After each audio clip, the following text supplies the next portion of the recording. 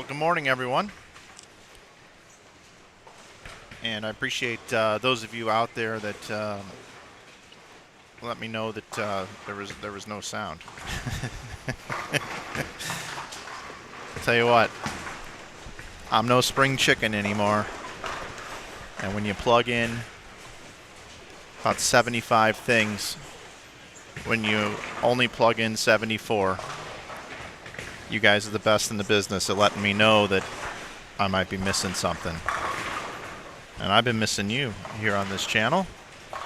Good morning to everybody that's tuning in this morning to the 2023 Ebonite Fall Classic here from Maple Lanes here in Waterloo, Iowa. Back with you again. Been doing this for, I'm going to figure out exactly how many years sometime this weekend, as I'm going to bring you 3 squads of qualifying today, so we'll have plenty of time to catch up on that. I would like to say hello to everybody that is watching already here today. I have not promoted the stream whatsoever on social media. I'll probably be doing that here shortly as well. I still have to bring my other pairs in and get them set up, but in the meantime, we at least have 4 lanes of bowling here for you here at this event this year. And I'm happy to be here again up here in Iowa. Practice is just concluding here. And again, my name is Mike Flanagan, and I'd like to welcome you into today's broadcast here on Inside Bowling on YouTube.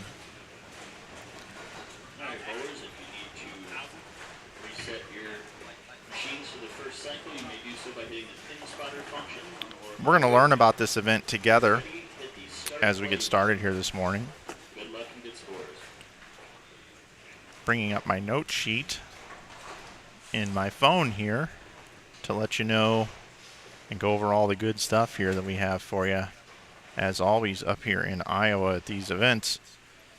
This event is ran by Joe Engelkiss and his family, Rosie and Jennifer. They do such a great job. We've been coming up here for so many years, and Joe is on lanes 7 and 8. He actually bowls his events, which most people would say that's a no-no, but up here, as I mention all the time, if Joe were to ever make the stepladder in these things, the entire field would be happy for him. So that just speaks to him and what he represents and what he means to these bowlers. They all root for Joe as much as they root for themselves.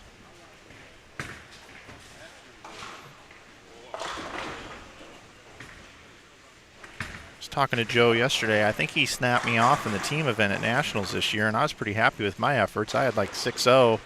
He said he had 630 with 179 the last game. I didn't have a chance to follow up on that, but Joe can still play. That's for sure. Jennifer has handed me a lane sheet here, so let's see if I can read it. We've got Joe Engelkiss, Kenny Calkins III, Quentin Bolin, and Sean Riley on lanes 7 and 8 for you. Next door over on 5 and 6, we got Zach Carter, David Cole, Brandon Mooney, and Jack Sullivan. Brandon Mooney is always a player to watch, good left-hander from Chicago. He's a Blackhawks fan, which is unfortunate, but other than that, I like everything about Brandon. We are here at the Ebonite Fall Classic here at Maple Lanes. You may have remembered we used to come up to the old Maple, and it was actually burned to the ground and robbed, and they decided to rebuild the facility. So we've been coming up here for a couple of years now, and it's a state-of-the-art, beautiful facility up here in Waterloo, Iowa. I highly suggest you stop by if you're ever in the area.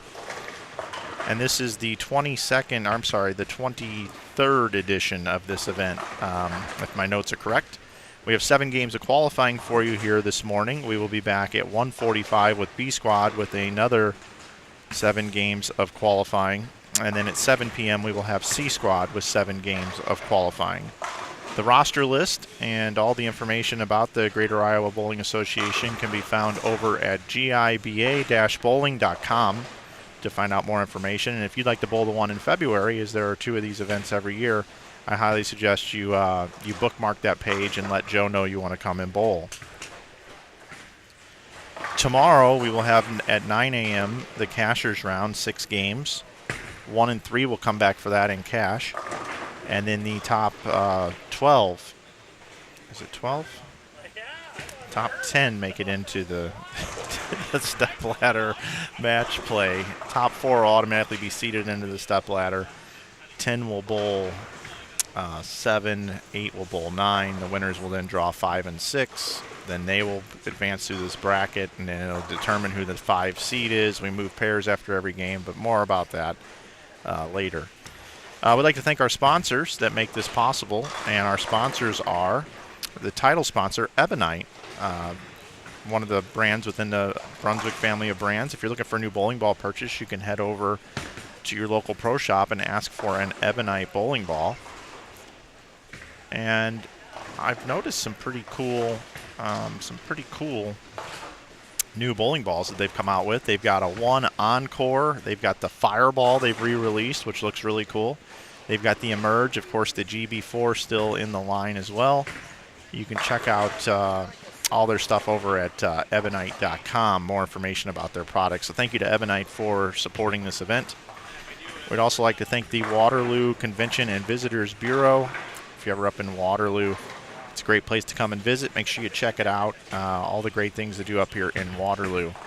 We'd like to thank I Am Bowling being the jersey supplier. You can save 25% off your order at iambowling.com. A company from Logo Infusion, I Am Bowling, was born a few years ago. That's their brand, their bowling brand. 25% off with coupon code GIBA. GIBA, that's good year-round. GIBA saves you 25% at I Am Bowling. We'd also like to thank Brandon Steen at the Steen Team. If you're looking for a mortgage or a loan, check out Brandon Steen at the Steen Team. Also a bowler bowls this event, has supported this event. Brandon Steen, the Steen Team, if you're looking for a loan or a mortgage here in the Waterloo area. We'd also like to thank our official beer sponsors. Always remember to drink responsibly, Budweiser and Bud Light. Also the Hampton Inn, that's where I stay when I come up here. Make sure you check out the Hilton brand of hotels and the Hampton Inn. Also would like to thank the Union stations that also fill up your gas tank coming in and out of town here in Iowa.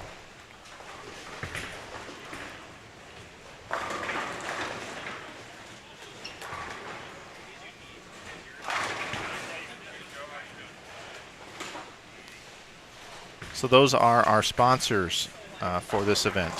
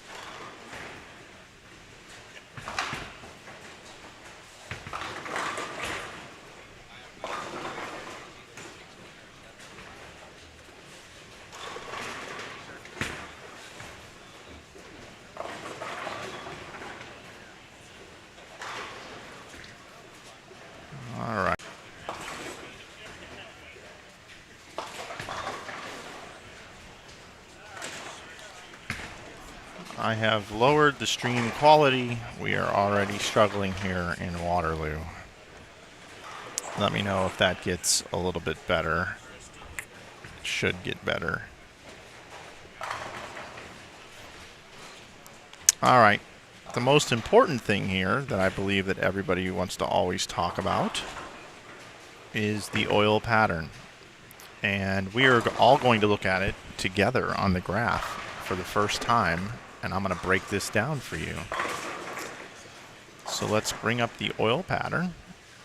And I'm going to enlarge it on my screen. And let's talk about this oil pattern. So first thing I want to tell you is I was told that it's shaped and it's built very similar to the team event from the 2023 United States Bowling Congress Open Championships, which took place this summer. And that was in Reno, Nevada at the National Bowling Stadium. And the lane surface here is very, very new Cubica AMF HPL, I'm sorry, SPL lane surface, high friction. And it looks like there are total units of oil of 26 milliliters. It's 42 feet in length. 33 feet is where the brush hits the lane on the way back. And let's go ahead and look at this load data. So it starts with 5 2-2s, which is very, very flat, gets the brush very wet across the lane, and it stops applying oil gutter to gutter at 7 feet. Then it tapers in from a 5-5 with one load there. Then it jumps all the way into 9-7, so that means it is asymmetric for the left and the right-handers. And then it comes, and we're at 13.7 feet, and remember that's when the oil is being applied to the brush. That doesn't mean that there's no oil outside of there. The oil is still left over from the brush as it goes down the lane, just like a paintbrush. 10-9 is the next couple of loads. We're at 18 feet, and then 12-12s to build up the middles, get you to 29 feet. And then, and that's a lot there. And then it buffs at a medium speed till 34 feet. Then it buffs a little bit quicker down to 42 feet on the way back. The reverse brush drops at 33 feet. Looks like it applies 1 12-12, 1 9-9, 1 6-6, 2 2-2s, and then back to the foul line. It's a 2.38 to 1 ratio on the left, a 2.26 to 1 ratio on the right. And in my opinion, scores will be a bit higher at this event than what you've seen in years past, based off of what I see here on this graph and knowing the characteristics of this bowling center. So there you have it. As I look around at some of the scoring here, I did notice that Tim Barron is off to a bit of a rough start on lanes 9 and 10. He's right in front of me right now. You can see him a little bit on the right side of your screen. He has started strike 6-3, 8 out. But looking at our pairs here that I have for you, triple 9 spare, double 8 spare strike, open double 8 spare, spare double 9, strike, open strike, spare open strike, spare strike spare, open spare spare. So not a lot of opens. So I believe it will be a bit higher scoring.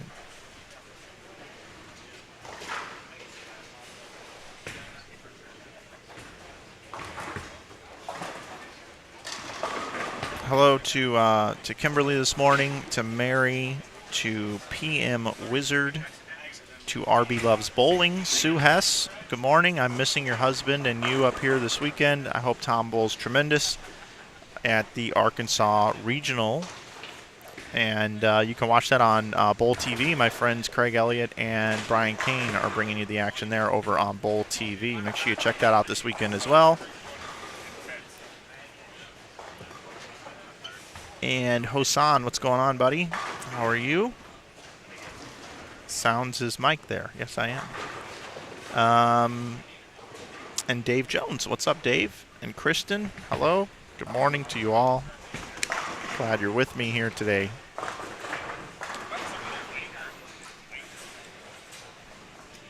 I barely have this this thing running this morning, by the way. I haven't hooked up a booth cam yet, and I still gotta build all this stuff for the other pair that I have over there. No 300s on those two pairs, so that's a good thing for me right now.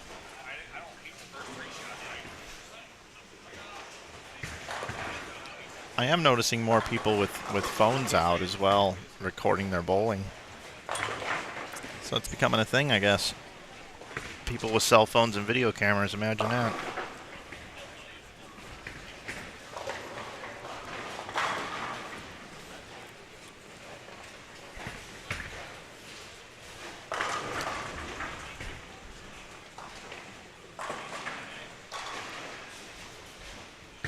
Brandon Mooney not having any problems.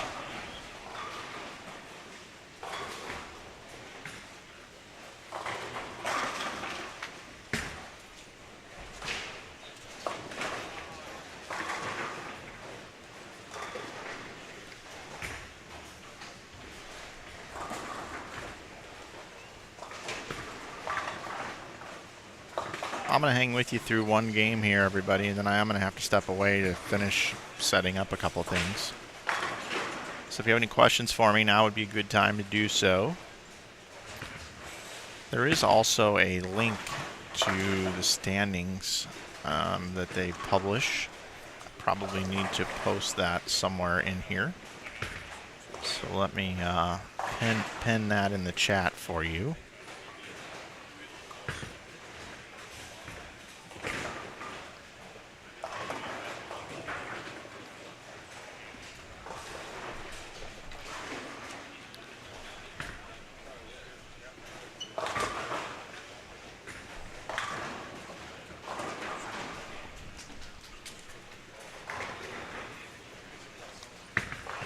Looks like they don't, doesn't look like they have that up yet, but we'll have it for you here shortly.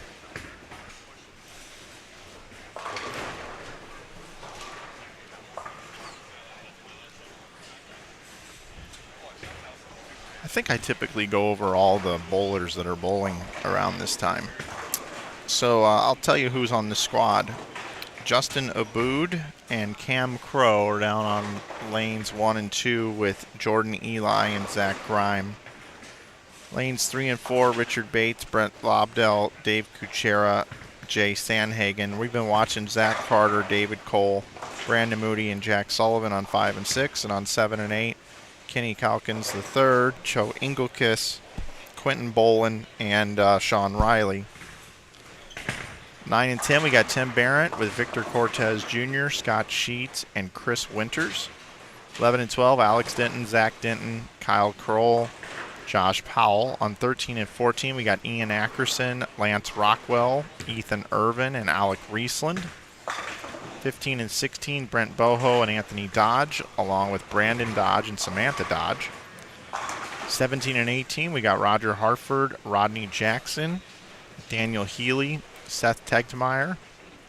19 and 20, Pedro Irizarry, Adam Morse, Devin Richards, and Spencer Worthman. On 21 and 22, we have Jay Scottle, Dylan Abawa, Troy Fuller, Jason Pint.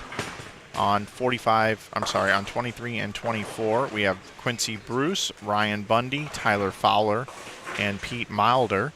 25 and 26, Johnny Davis, Emma Wren, Chris Wiley, and Logan Williams. 27 and 28, Austin Loschinger, Ryan Schopmer, Chase Donner, and Jacob Gossi. Looks like that is our setup here. 28 lanes here at Maple. All lanes are full. 28 times 2 is 56. That's how many bowlers are on the squad. I believe all squads are full. So to you math majors out there, a little 56 times 3. What do you got? What do you got? Come on, you should have it by now. 168, that's our number. That's our number of bowlers here.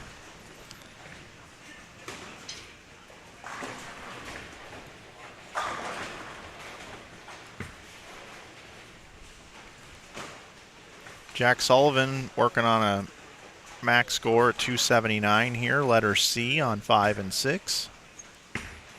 Off to a great start. We got some messengers flying around here as well. David Cole with the messenger. Let's take a look and see how Jack Sullivan is attacking this pattern. Standing about, I would say about 20 with his feet. Drifts a little to the left. He's playing like 15 to 10. And that right now is money for Jack Sullivan. Looks really good out there, Jack.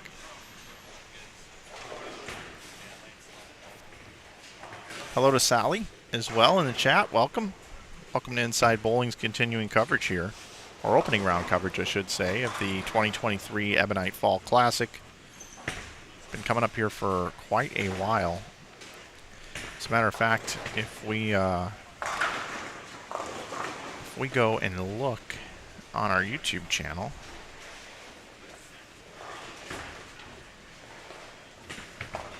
the first one that we did. It used to be called the Fusion Realtors. Open. And I believe the first one that we did was 10 years ago. As a matter of fact, I'm looking at it right here. 10 years ago. Don't know if I have a date stamped on here. 2012. September 18th, 2012 is how long we've been coming up here. That's a long time. That's a long, long time.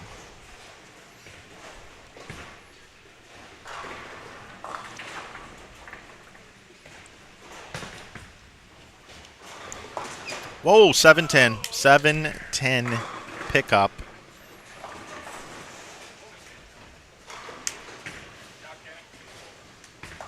Kenny Calkins picks the 710. Now I just got to make sure my replay is working. The beautiful thing here on YouTube, though, is you can always rewind yourself on the DVR. But let me do a little doctoring here. Let me put on my surgical mask. Let me do a little doctoring of my video feed here. And let me give you a little slow-mo replay in which you cannot get on YouTube. Here we go. Kenny Calkins the third just picked the 710. Here it is in slow motion for me. Slow motion for me.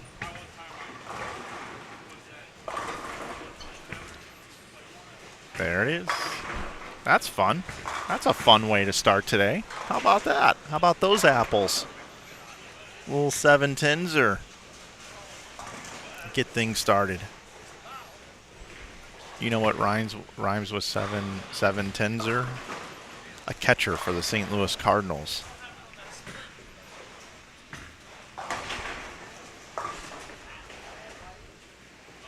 Adam Kinzer. Kinzer is his name.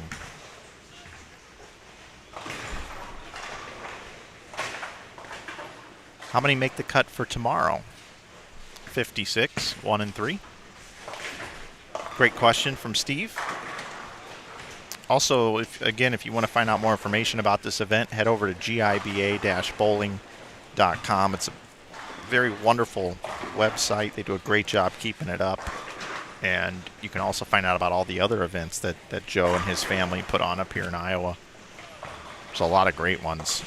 We stream 2 of them, but they have like 10 or 12 events a year. It also looks like, and look, I don't know what the schedules are going to be like and everything, but there's a really good chance that next year I'll be streaming the 11thframe.com Open. I had an opportunity to do it this year, but I was actually moving from Utah to Missouri, back to the St. Louis area. I am moved. I'm 98% moved. I have a couple of loose ends in Utah that still have to be attended to. But once I get done with that, your favorite bowling broadcaster and network here at Inside Bowling will be fully relocated to the Midwest. Which, for those of you that like watching these live streams, might be a little bit easier to twist my arm to maybe go stream a couple more in the Midwest if I can drive to it. I don't know. You never know. You never know. You just don't. We'll see what happens. I don't want to tease you like that, because you guys know I'm getting old, and I'm not so sure how much longer I can keep doing this.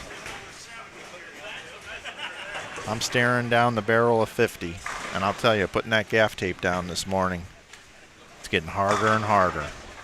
Harder and harder.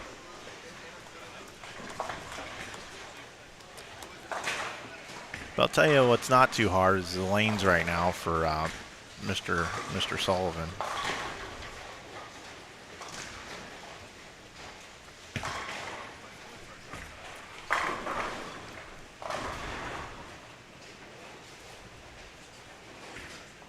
I appreciate that, Eric. All right, Jack. Look at you. Look at you. He's picking splits. He's striking. He's got 255 left. And Calkins has done really well in this event over the years. He's crushed it. He's made some finals. He's off to a rough start here despite picking the 710. On the right side of your screen, you're going to see Tim Barron in a minute after this Deadwood clear. Tim is going into the St. Louis USBC Hall of Fame next month. And Tim's younger than I am. I don't know how I feel about these guys that are younger than me getting into Hall of Fames. However, Tim's been a very accomplished bowler. He's well deserving. And normally he comes up here with a few of his friends from St. Louis, but he came up alone here this week to bowl this event. Tim's really good on tougher patterns, and there's always a bit of a challenging shot put out in these events. And you're going to see his ball go down the lane here on lane 9. He's got it figured out. He just doubled. Now he's looking for 3 in a row. Doesn't get the light shaker hit there, but after going strike, open, open, spare, spare, spare, he did throw the double. He can bowl 192 is his best score, but Tim will be a factor in this event. He always is. He'll figure it out.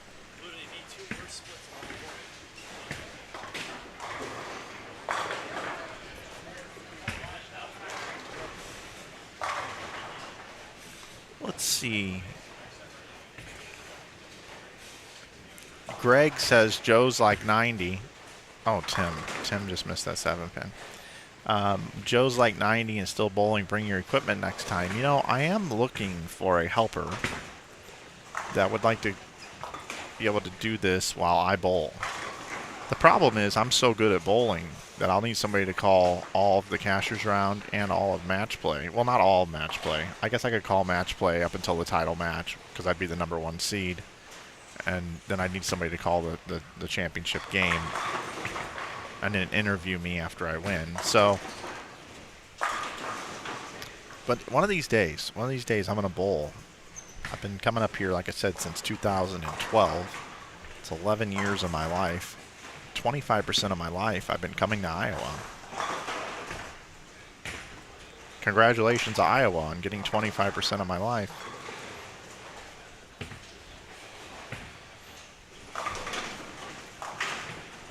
Do love me some Maple Lanes, though, that's for sure. I actually thought they should have cut down trees and actually made their own lanes made out of maple here. I think it would have been very fitting. I understand why they decided to go with the synthetic surface installed by the great folks at Kwik AMF, but I'm just saying.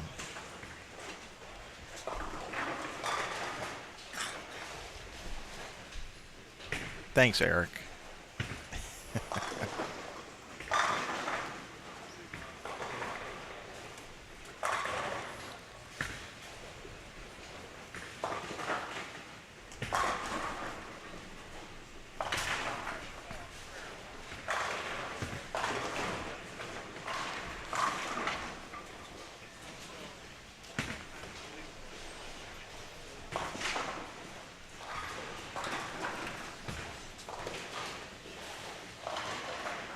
Jack Sullivan kind of donked it off in the 10th frame, 231. Still a good start.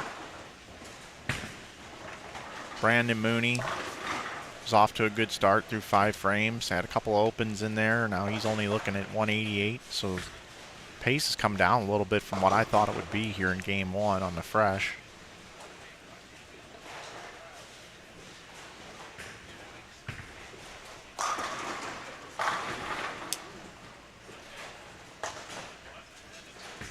Do appreciate everybody tuning in this morning. Again, we'll have 3 squads for you. We've got this A squad, 7 games of qualifying for you. We'll be back at 1:45 p.m. for another 7 games of qualifying. And then we're back again at 7 p.m. So we'll have 21 total games of qualifying for you today here from Waterloo, Iowa. Again, my name is Mike Flanagan. Inside Bowling is the brand here. We do appreciate everybody that's subscribed to our channel. We're up over 77,000 subscribers right now. And I am pleased to announce that beginning on Tuesday of this week, we have instructional videos coming for you on this channel again. Coach Mike Shady is going to come back with you with about 4 months worth of instructional videos. I'll be editing and posting for you. Our first one It's coming out this upcoming Tuesday. Mike's going to talk about the evolution of the bowling ball and all the different types of surfaces that they've had over the years, and how just differently that they hook. It's a very good video. Looking forward to putting that out coming up this Tuesday. So make sure you're subscribed to our channel, and we do like it when you hit the like button to let people know in the algorithm that you are enjoying this broadcast. It helps us and it helps bowling overall.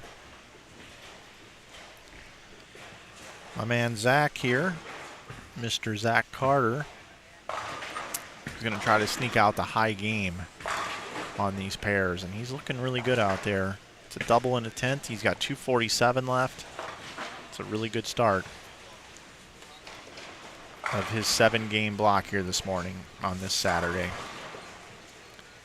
Folks, this is the time where I'm going to step away for just a minute. I'm going to plug in a couple more chargers for these computers. I'm going to go over to our other pairs, which is 11 through 14. Get those dialed in, and I should be back in less than 5 minutes, probably more like 3. Thank you for watching opening round coverage of the 2023 Ebonite Fall Classic. Again, my name is Mike Flanagan. I will be right back with you here for game number 2.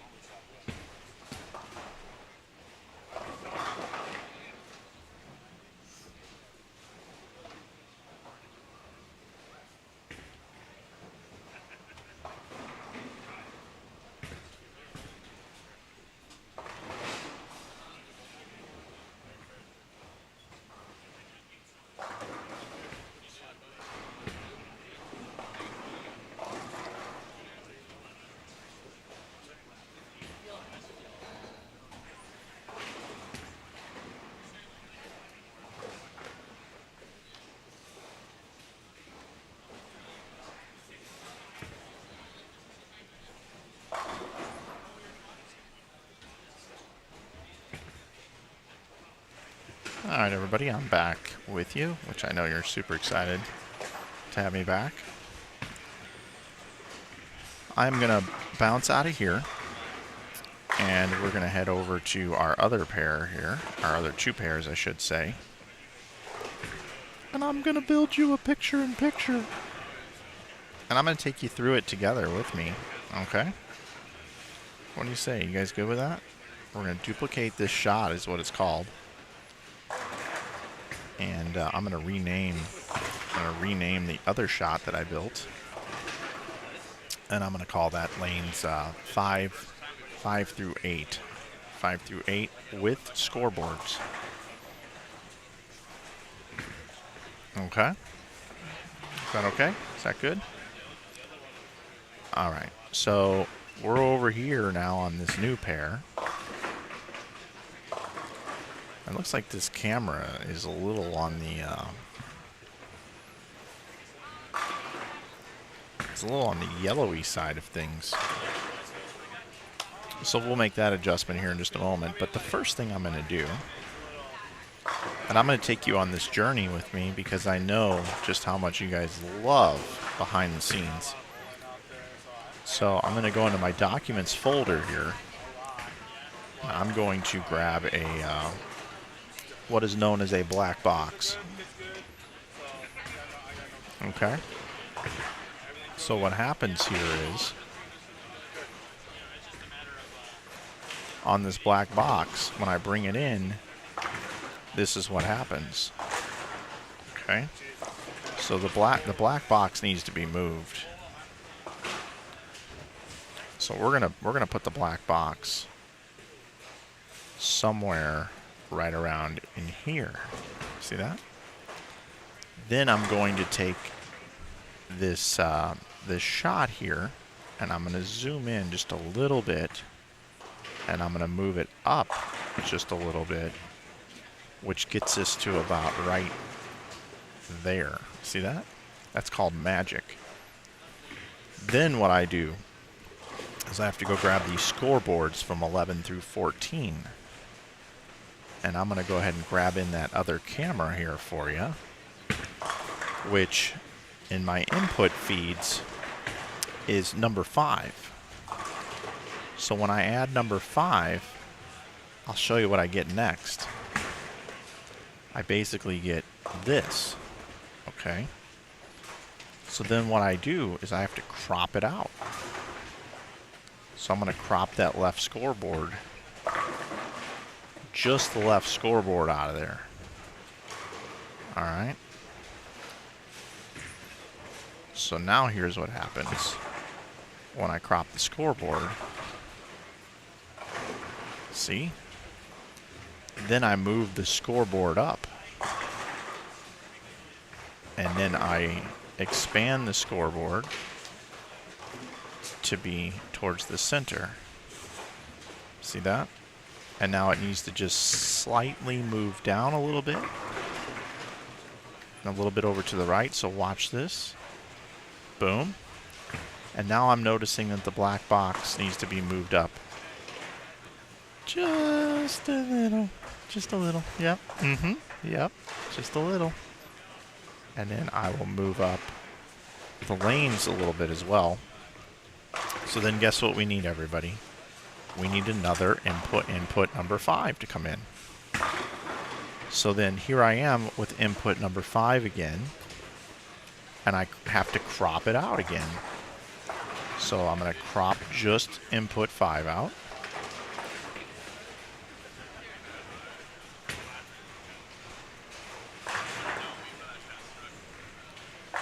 And I'll tell you when I'm done with that.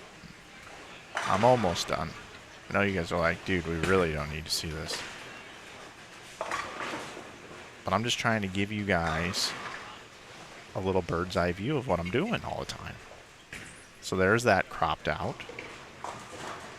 Then I move it over here to make sure it's the exact same size. And I just got it the same size. And then I move this bad boy to the upper right.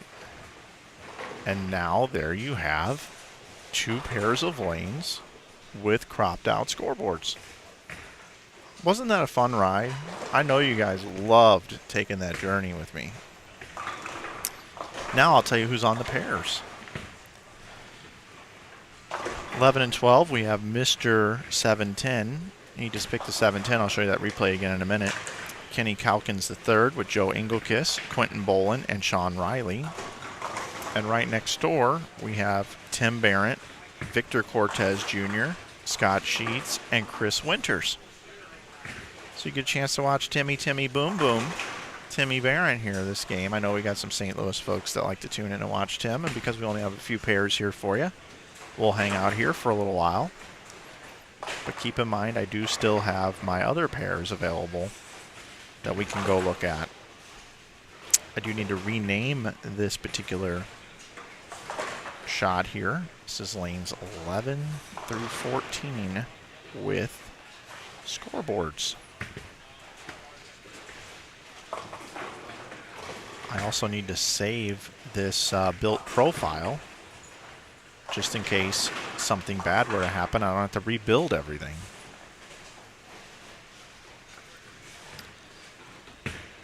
And we're going to go ahead and put this on the desktop. All right. I didn't have the sound working to start the day, but it looks like I got everything else working now, don't I? Let me check in on the chat. How were the scores last night on the sweeper? Not sure, Rob. Sorry, I don't have that information. Oh, it was just an open practice session.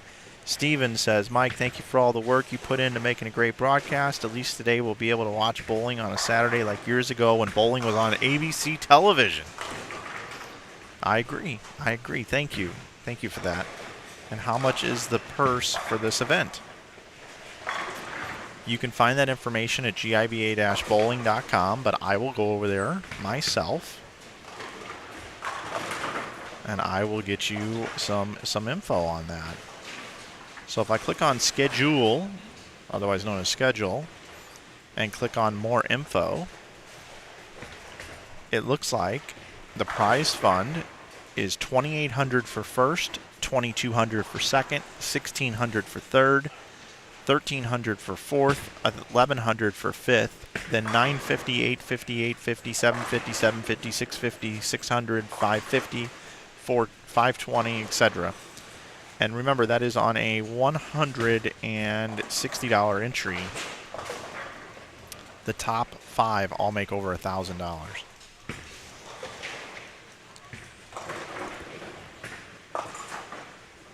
In case you missed Mr. Calkins here and his 710 conversion from earlier, I'm going to show that to you one more time. Take a look at this just a little while ago in game number 1. Kenny throwing at the 710. Boom. We'll bounce out of here. We'll check out lanes 5 through 8 now. I see Richard Bates is bowling with Brett Lobdell, Dave Kuchera, and Jay Sandhagen. That's on lanes 7 and 8. Right next door, we got Justin Aboud, Cam Crow, Jordan Eli, and Zach Grime.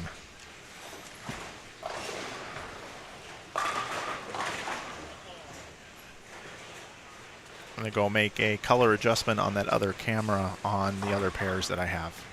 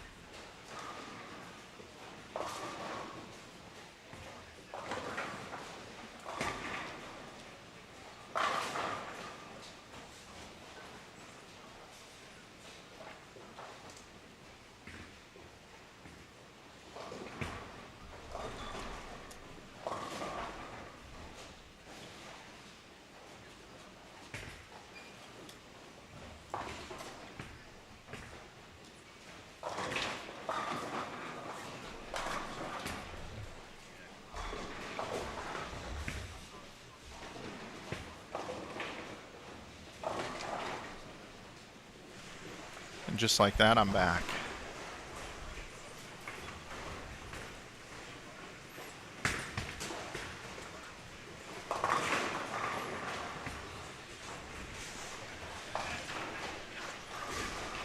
So what do we got? We got double, 8 spare, 9 spare, 9, open, triple.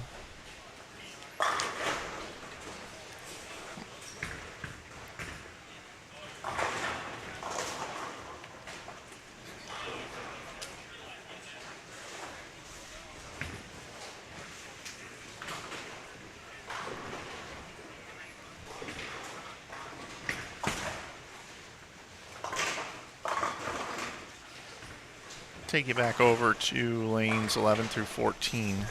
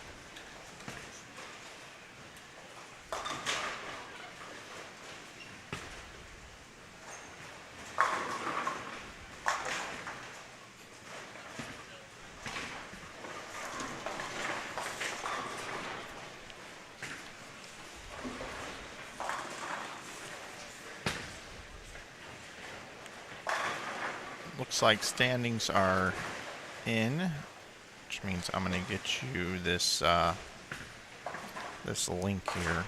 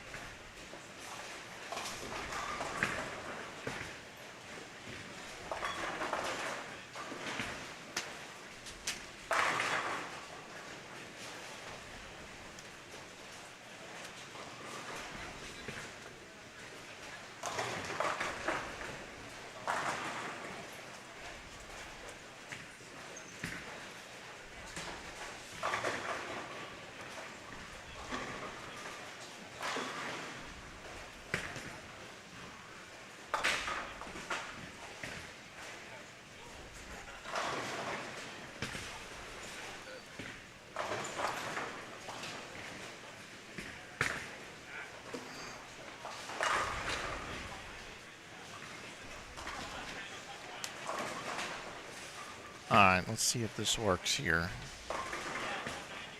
Should work. I need to pin it though. I don't know what's going on here.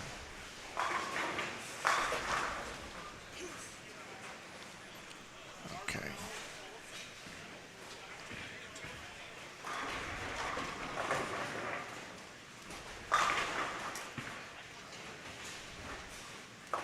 I know this sounds crazy, but can somebody type something into the chat? Because YouTube has this new thing where I cannot pin this comment until it moves up a spot. Maybe I can do it over here. Yeah, I can do it over here. Boy, how annoying is that? Okay, I have pinned the standings and information in the chat. So you should be good. So let me see if this works now. There we go. Click on this link.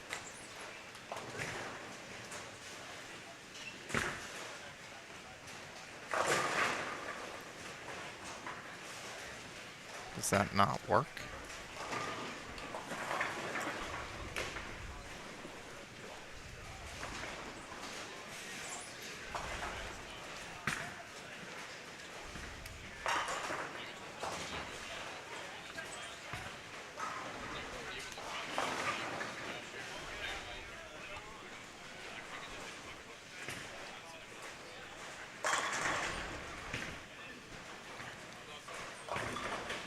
Sorry, I haven't streamed over here in a little while.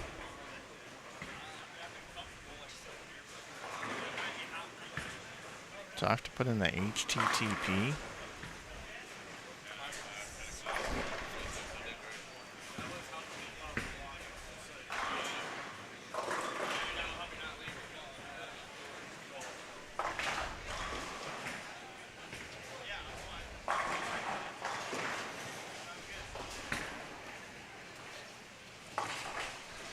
HTTPS.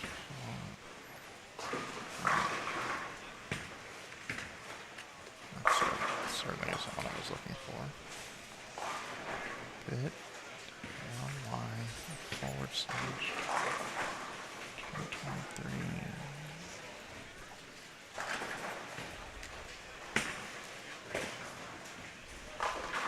There we go. Finally, I figured it out.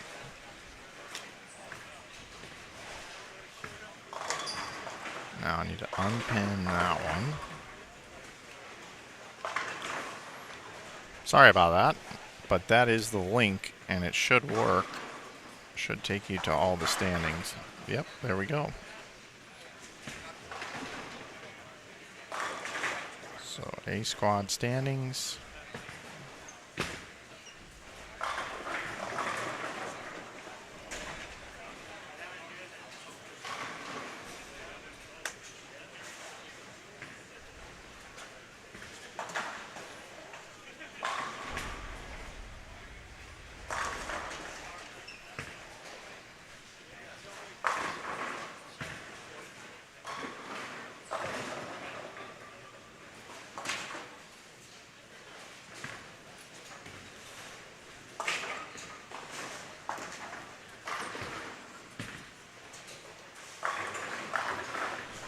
So here are the standings after game number one. Your tournament leader is Alex Denton, bowled 249, along with Victor Cortez Jr., both bowled 249. We have Victor up for you, bowling with Tim Barrett.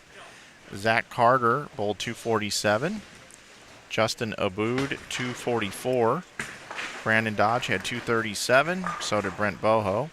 Johnny Davis in 7th at plus 32. Jack Sullivan 8th at plus 31. 9th, Ryan Schottmeyer at plus 24. 10th is Emma Wren at plus 22, followed by Adam Morse, Ryan Bundy, Kyle Kroll, Austin Loshinger, Quincy Bruce, Chris Wiley, Zach Grime, and Chase Donner, the last player plus out of 18 18 or plus out of 56 after game 1. And again, if you'd like to look at all standings, they are available at the link that I posted that's pinned in the chat.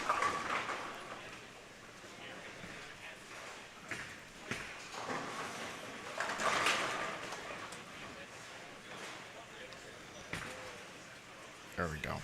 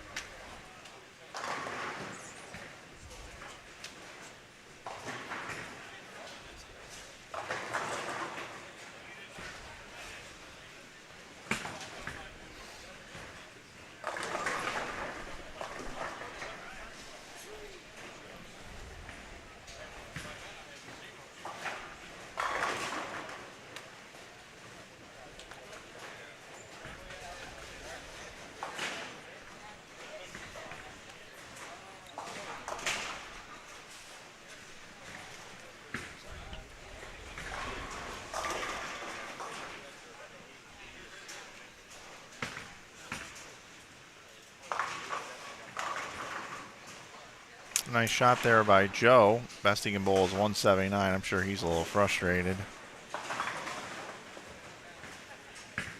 Joe bowling with Kenny. Kenny goes double, spare, four-bagger. He did not have a good first game.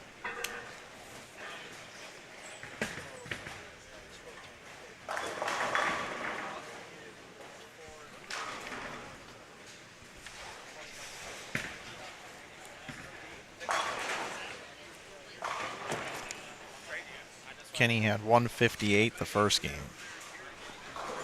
which is uncharacteristic for him. Sean Riley can still get to 256. Quentin Bolin 198.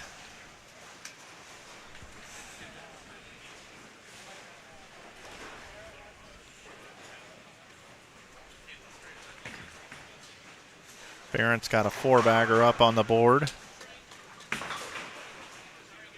Still bowled 255.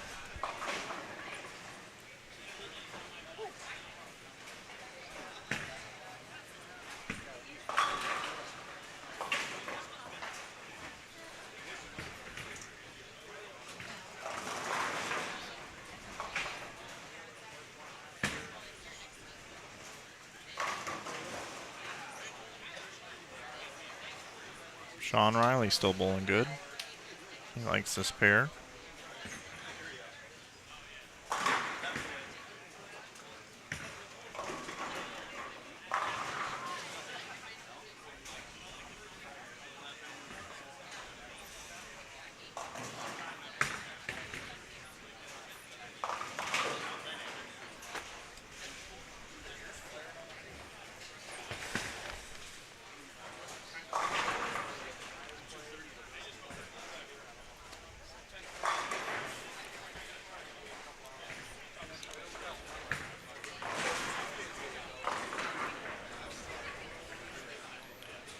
Looks like we've got a bit of a debate here in the chat talking about going hard and straight at your spares, flattening out your wrist.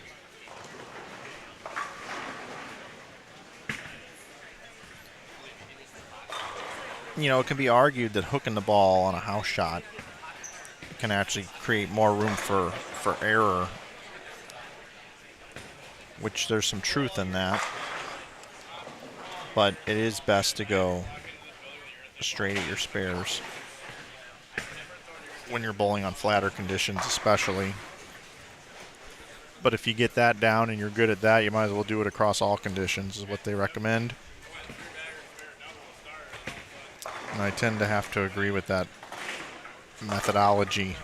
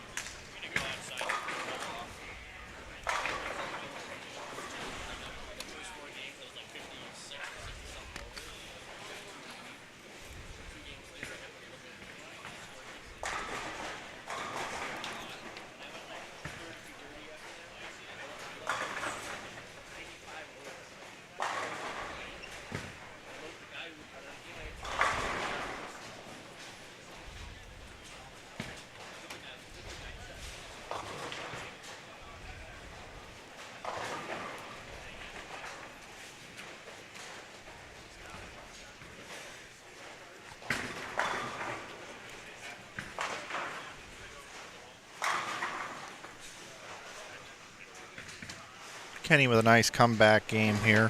Can he get to the Century Award? No, not quite. 115, 145, 175, 2. Yeah, 265 he can bowl. 265. So yeah, he can get a Century Award. Because he bowled 158 the first game. So if he pulls 100 pins over, he gets what we call a Century Award. Which it's really not a real award. It's just something we come up with that we do on our own. That we typically, it's like slang. It's like Greek church, Big Four, Grandma's Teeth, Century Award. Stuff like that.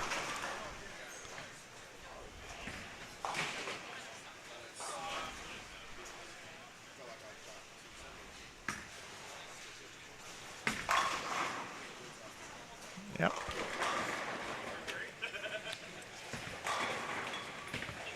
Nice game going on here.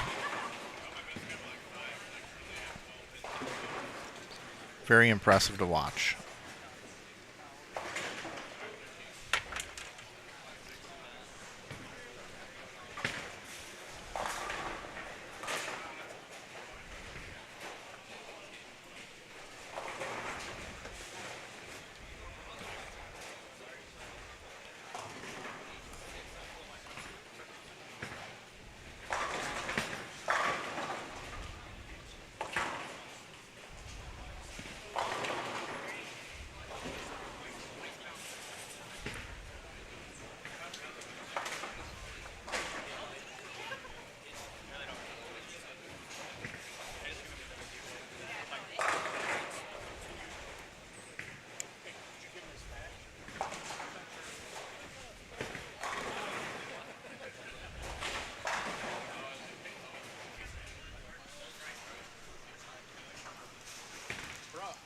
265, 243.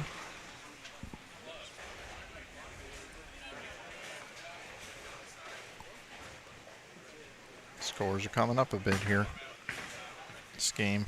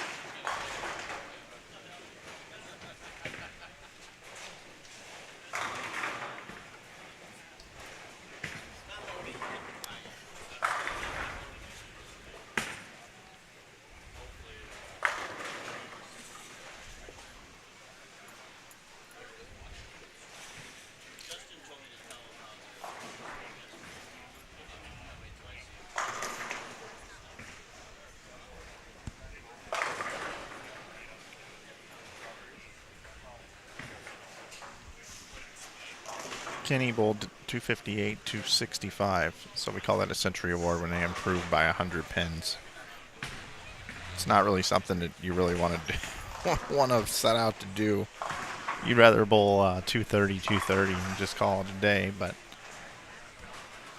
Kenny always making things interesting.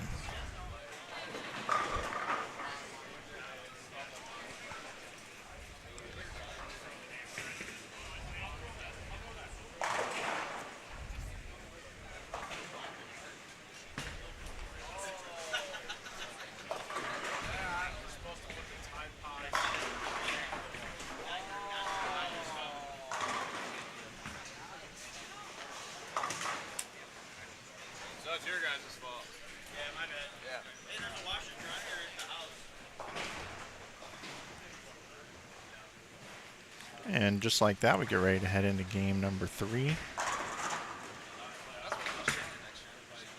Guess I could show you the results of game number 2 down here.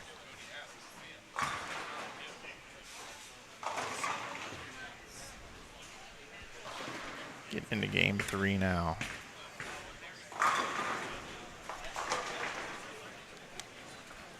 Glad you're with us here on Inside Bowling. Don't forget, if you're looking for standings and information, I have that pinned at the top of the chat.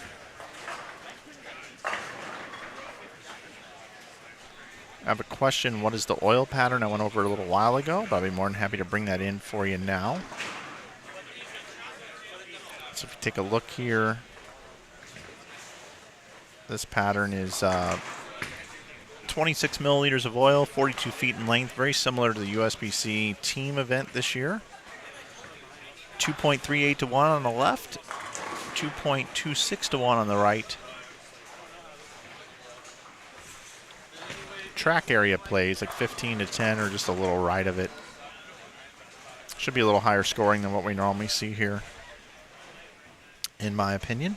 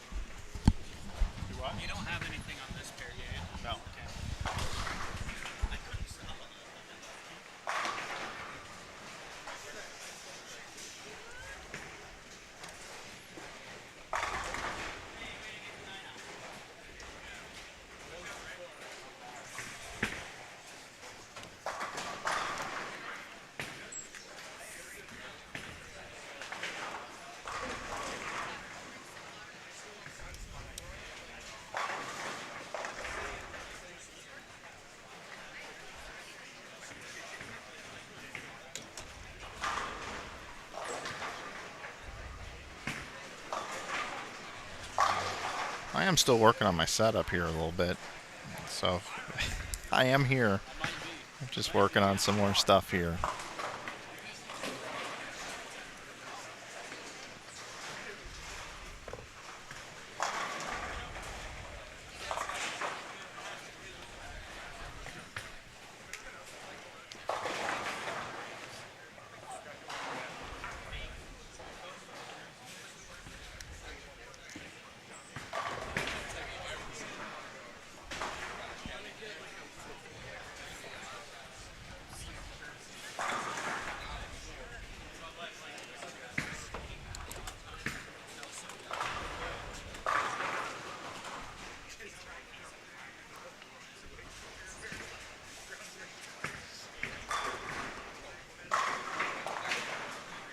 Again, we got 21 games of qualifying for you here today.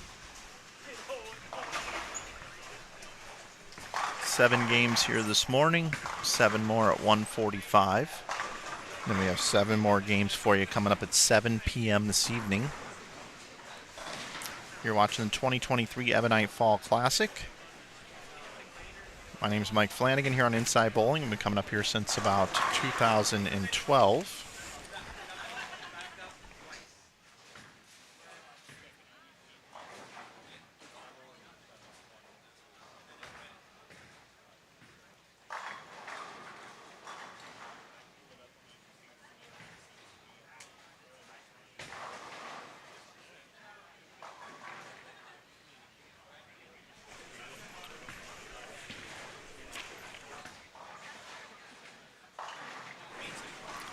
I want to give a shout out to General Manager here.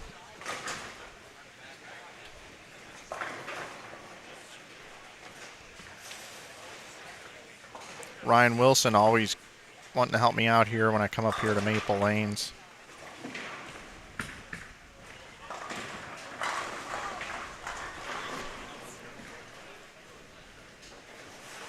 Hey Gus, how's it going, bud? I'm doing well. Thanks for asking.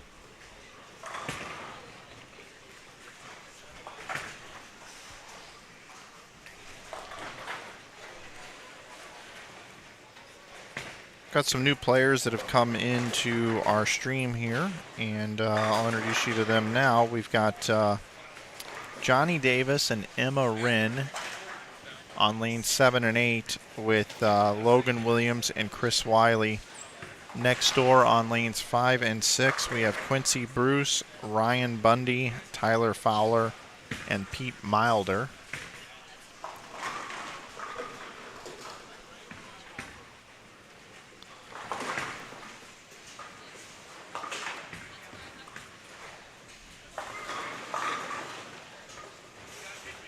And then over here on 11 through 14, see some familiar faces.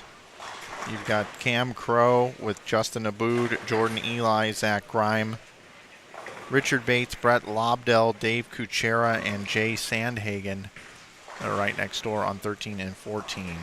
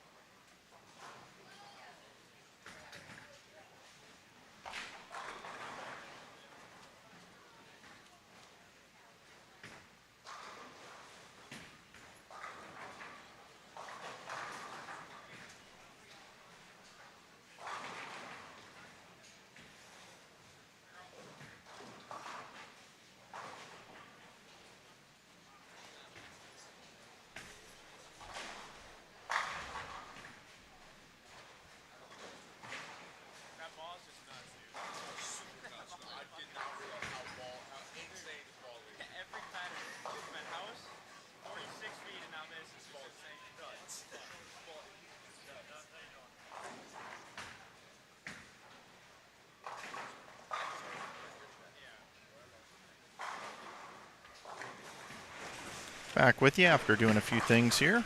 Mike Flanagan here with you at the 2023 Ebonite Fall Classic. We are in game number 3 of 7. I do have standings after 2 games. I'll read them to you. Alex Denton is your tournament leader at plus 103. Justin Aboud is in second at plus 76. Third is Adam Morse at plus 69. Fourth is Johnny Davis at plus 66. Fifth is Roger Harford at plus 61. Sixth is Brent Boho at plus 52. Ryan Bundy is 7th at plus 49. At plus 46 is Brandon Mooney in 8th. Brandon Dodge is 9th at plus 41. 10th is Quincy Bruce at plus 36. Currently right now 20 players are plus. Seth Tegtemeyer in 20th at plus 2 right now out of the 56 bowlers we have bowling here this morning on the A squad. Let's see what I missed in the chat.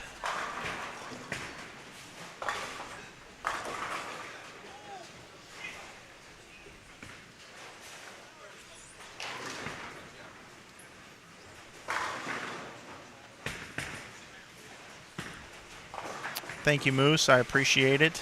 Been doing this for a little while.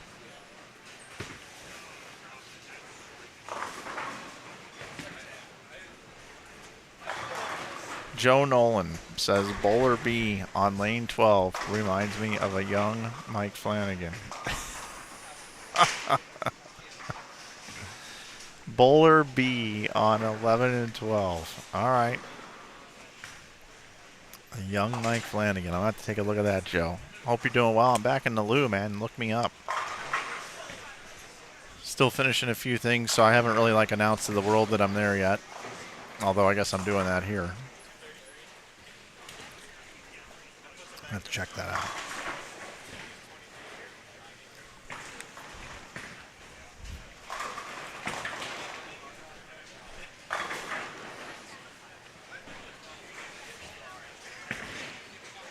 Looks like everything's working okay here.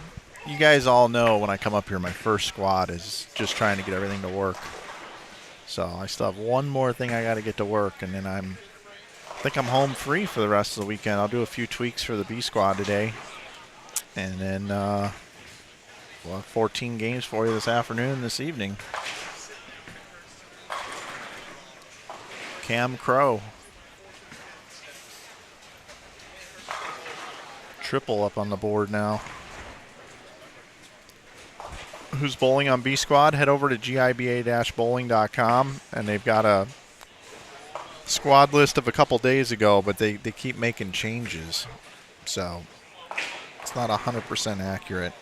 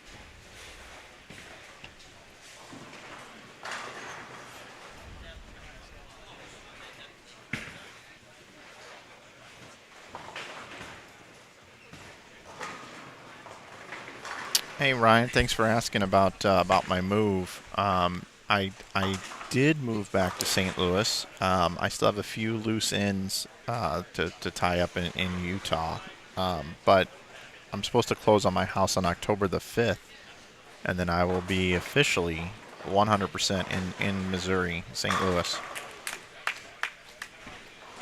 Nice shot there by Cam. He's got 225 left. I kind of like Cam in the hat today. Kind of liking that look. If bowling was like the other major sports, and if it was like the bowling draft, the PBA bowling draft, Cam looks like he's in his hat of his team. #1 draft pick.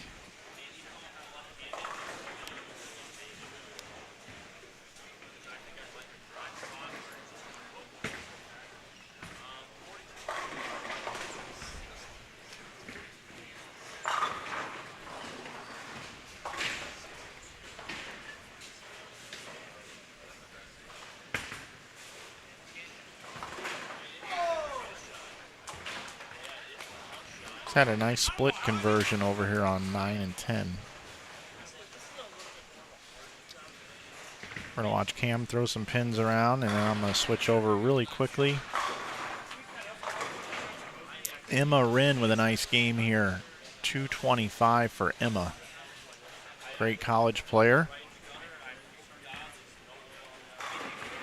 Also on her pair, Johnny Davis had 241. Chris Wiley finishes with 226. And Logan Williams had 175 on that pair. Pretty good pair there, finishing up game 3 there.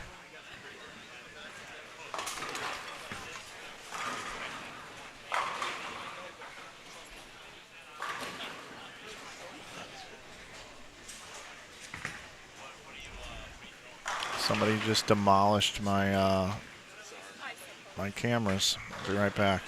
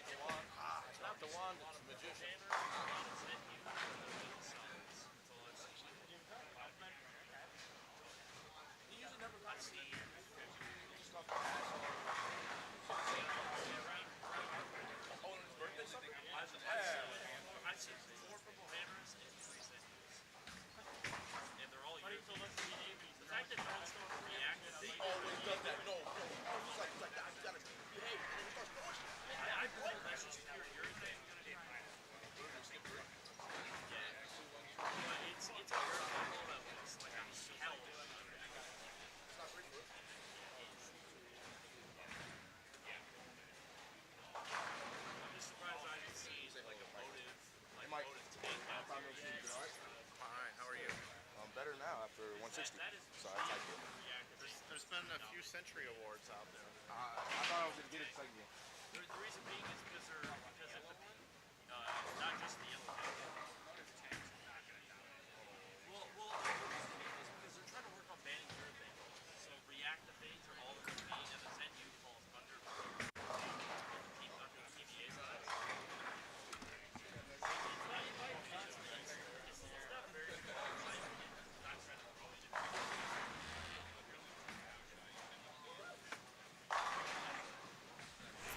All right, I think I got that recovered now.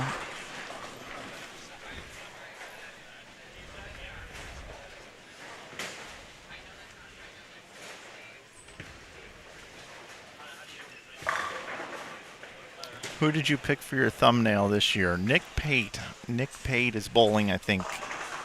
C Squad, I'd have to look at it again, but I found a Team USA picture of Nick Pate, so he is on the thumbnail for this one. Let's see, I'm really looking forward to the holiday doubles in December for Ryan. Yep, me too. What are they playing on? I'll show the pattern here again in just a moment. I live in Alton, so it's not far away. 2-8-10 pickup. Cam in the 220s. Hi, can you change the other pair? My son Pedro playing just for a moment. Yeah, Edgar, we'll move over there. It's not a problem.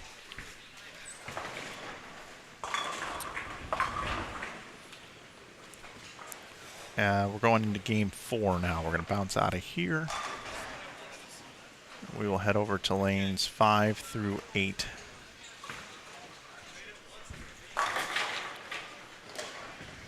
We've got Dylan Abawa bowling with Jace Goodell, Troy Fuller, and Jason Pint. Pedro Rosari, Adam Morse, Devin Richards, and Spencer Worthman over here on 5 and 6. Pedro is letter B. Adam Morse is letter A. Devin Richards is letter C. And Spencer Worthman letter D. And then right next door, Dylan Abawa is letter A. Jace Goodell is letter B. Troy Fuller is letter C, and Jason Pint is letter D. Troy's had a lot of success in these events, especially in the early going of these events. I believe he finished second to Casey Murphy in a roll-off about 6 or 7 years ago for the title. It went to a roll-off. I had a question about the pattern. I'll pop it up on the screen. You can always DVR and pause on this, but that is the lane pattern 42 feet in length. Pretty flat, 2.3 to 1 ratio. Many players believe it's playing similar to the team event from the 2023 USBC Open Championships.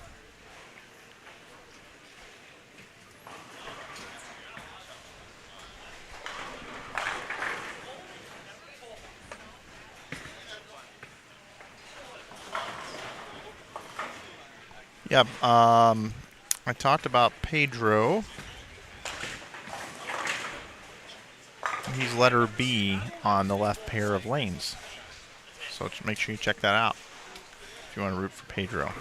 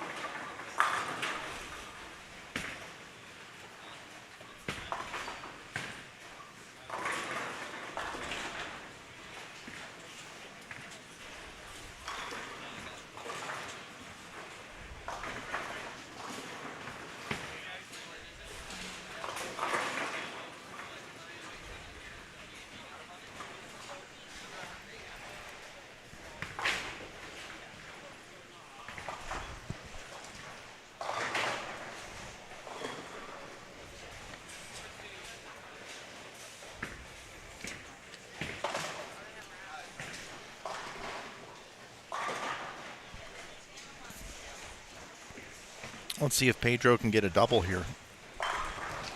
If this was America's Got Talent or one of these call-in live shows, I could tell everybody to vote for Pedro, but unfortunately that's not what we have going on here today.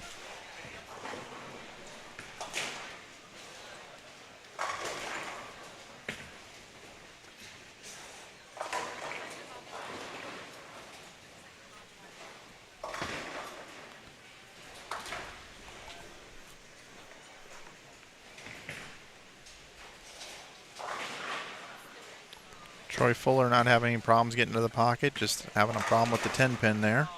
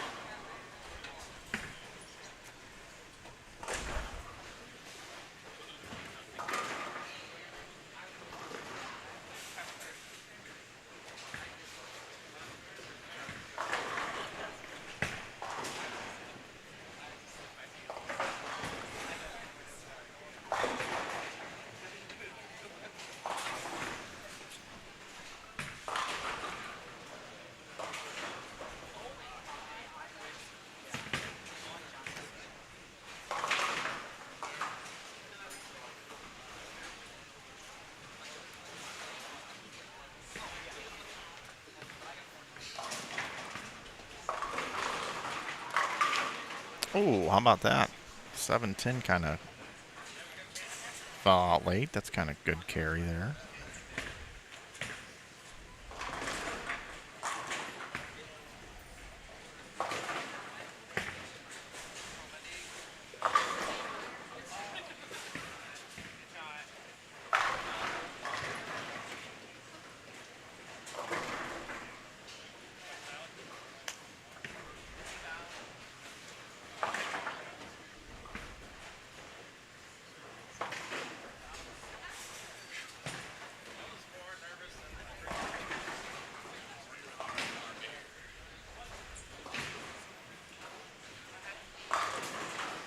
Watch this 710 fall out here again.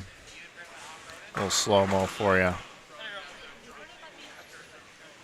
Nice outfit too, by the way.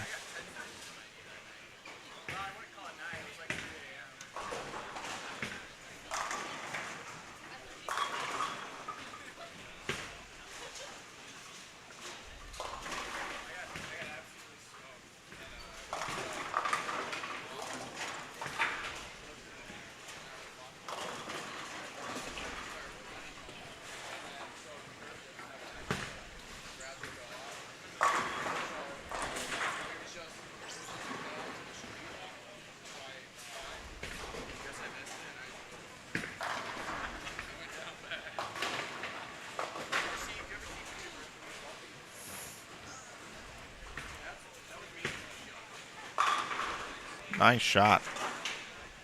Nice triple there.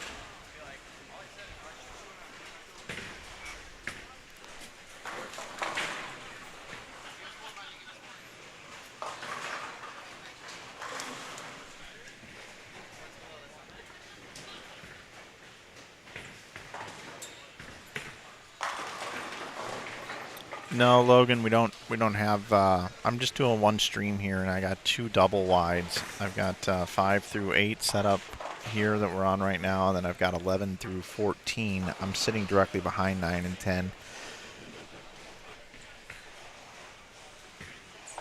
And we always set up that way here because of all the moving around that we do in the finals. It's all the different pairs.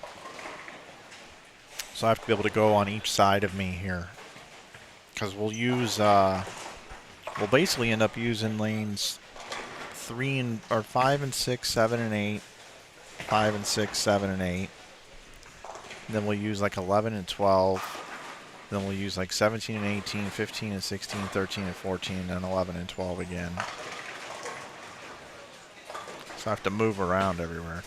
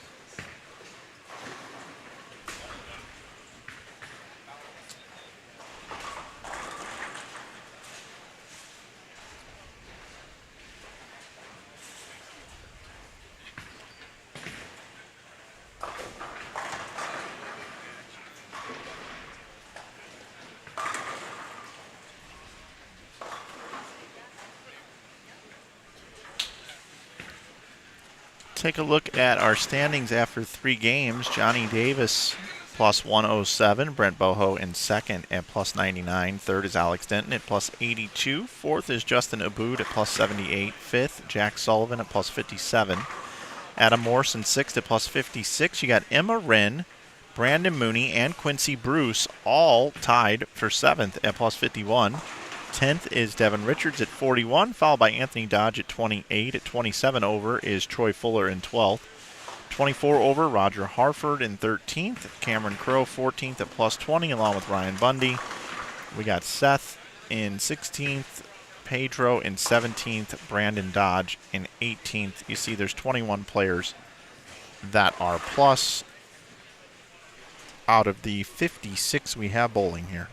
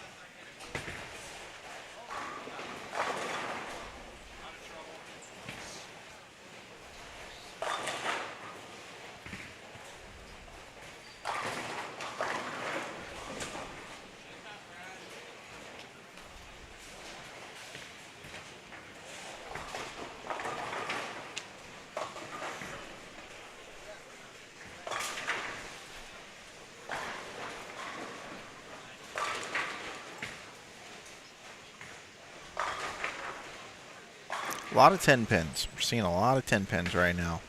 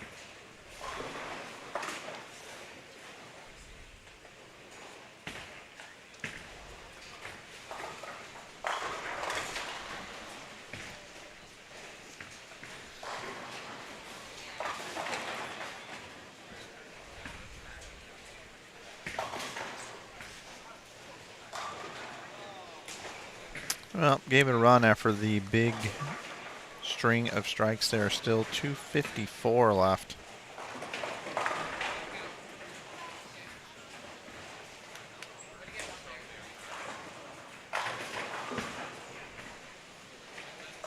So Adam Morse can get to 254. Pedro can still get to 220. Devin Richards, letter C, can still get to 181. 215 left for Spencer Worthman. Dylan Abawa can still bowl 199 on letter A on 7 and 8. Jace Goodell, 192 is letter B. Troy Fuller can still get to 237. And 184 for Jason Pint.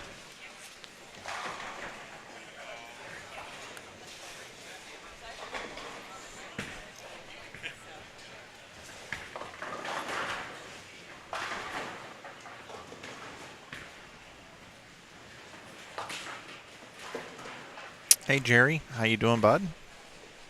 Welcome to the chat.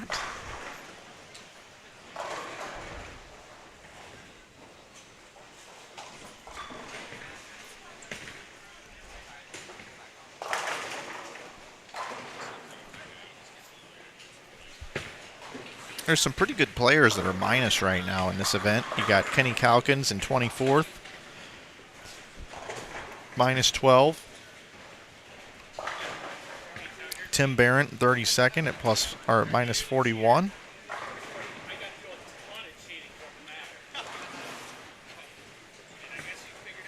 Kyle Kroll is minus 73 and 43rd. Quentin Boland's 45th at minus 76th. So there are some people struggling on this pattern. Joe Engelkes actually minus 99 is in 51st. Joe's normally somebody that always makes the cuts in these events. Almost always.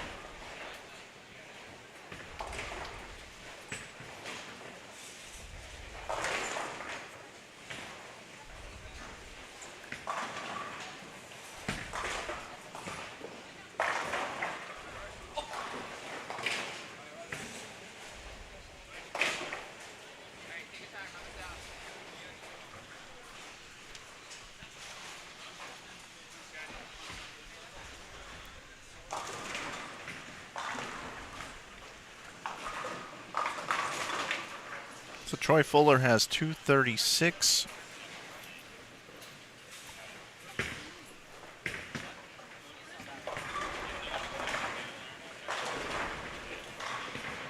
.244 for Adam Morse. Pedro trying to get to 209. 4 pins. Best he can do is 198 now.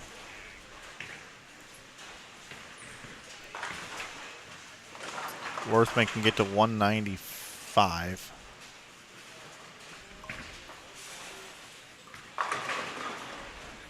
Pretty good shot there.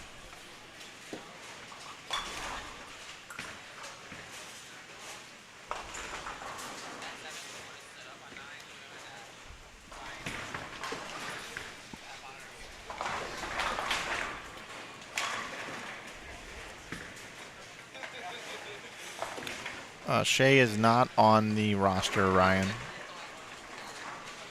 He would have probably bowled this squad with Tim if he was coming up, but evidently there's 3 or 4 different events in the state of Missouri that guys chose to bowl this weekend.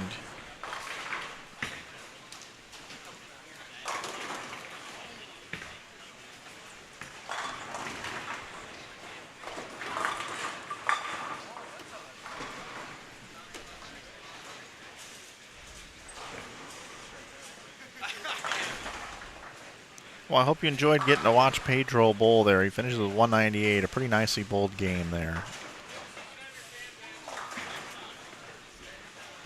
Bounce out of there. We'll head over to lanes 11 through 14.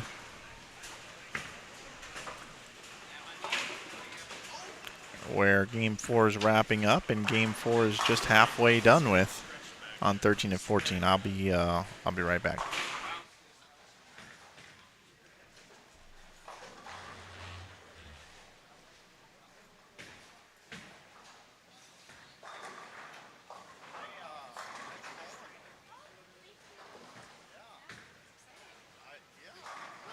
Obviously, I didn't work the women's events, but I tuned into the finals and I was like, damn.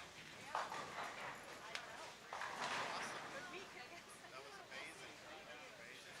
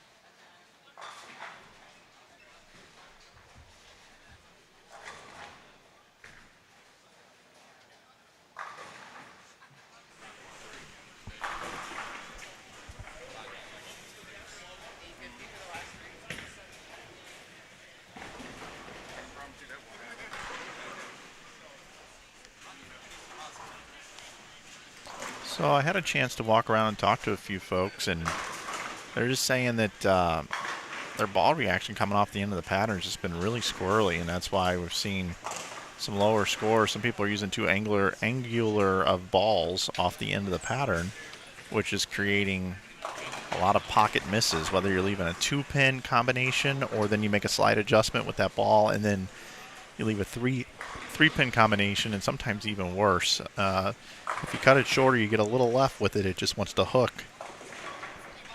So that's the report I've been getting from the players walking around. Again, welcome into the 2023 Ebonite Fall Classic. My name is Mike Flanagan. We are in the A squad qualifying. 7 games for you this morning. We'll be back at 1:45 with 7 more for you. And then back again at 7 p.m. for 7 more games for you. We'll have 21 total games of qualifying. We're going to cut to the top third of the field. They're bowling on a 42 feet in length pattern. It's about a 2.5 to 1 ratio on this AMF SPL lane surface. Scores are definitely gettable here, but very squirrely pair to pair, and some players are having some difficulty navigating. But currently right now our leader is at plus 107, Johnny Davis, through 3 games. So we have 1 700 series so far. Brent Boho in second at plus 99, Alex Denton in third at plus 82, Justin Aboud at fourth at plus 78, fifth is Jack Sullivan at plus 57. And there's a nice shot there. But you see the score is 205, 207, possible 186. That's with the 9 miss up there. Like to have that one back, I'm sure. And of course, 161. So there's your there's an idea of some scoring pace here as we get ready to roll into game number 5. Thanks for watching today's coverage here on Inside Bowling. We've been coming up here since 2012. I want to thank Joe and Rosie and Jennifer for having me, those that run the event here, and as well as the folks here at Maple Lanes and Cadillac XBC. Cadillac XBC is where we are in February each year for the Winter Classic, the Ebonite Winter Classic. We've had a lot of viewership over the years. Really enjoy making the trip up to Iowa. They make me feel very welcome. Of course, the Convention and Visitors Bureau, a great supporter of this event. A lot of great things going on up here in Iowa, and if you are in the Waterloo area, make sure you check out some of the great things that you can do up here. As a matter of fact, I'm going to head over to Waterloo Convention and Visitors Bureau website,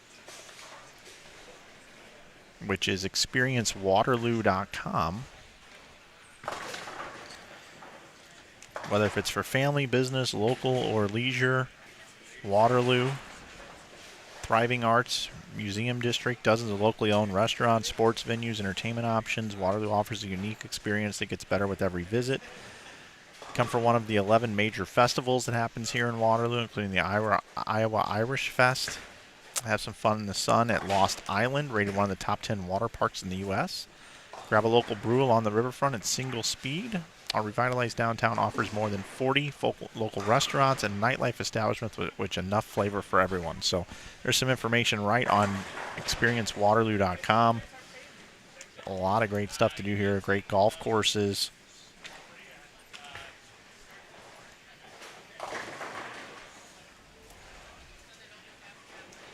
And of course that Lost Island Water Park. I might head over there on the break today. Slide down a few slides. Make sure I'm ready to go for y'all for B Squad today. But that officially is going to close Game 4. So let's close Game 4. And let's pop right into Game 5.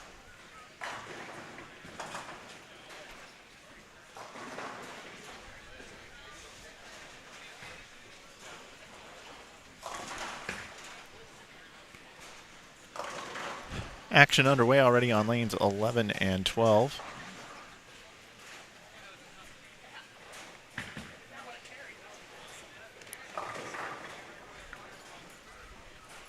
Devin Richards is letter C. Letter D, Spencer Worthman. Letter A, Adam Morse. We just saw this grouping. And Pedro back on the screen here. Letter B, 4 in a row. I always think of letter B. Every time I read letter B, I just want to break into a song. A parody of Let It Be. When I'm bowling a bowling tournament up in Iowa in Waterloo, trying to bowl games of wisdom as letter B. Letter B. Letter B. Letter B. Letter B. We got a 4-bagger on 11 and 12. Pedro's letter B. Letter B. There you go. It's for all my fans out there.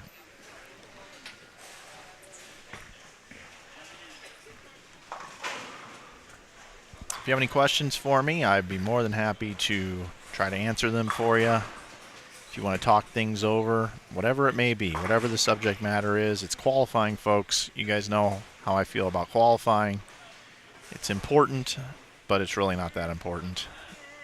We dial it in tomorrow. So I'm going to move this out. Keep an eye on the chat.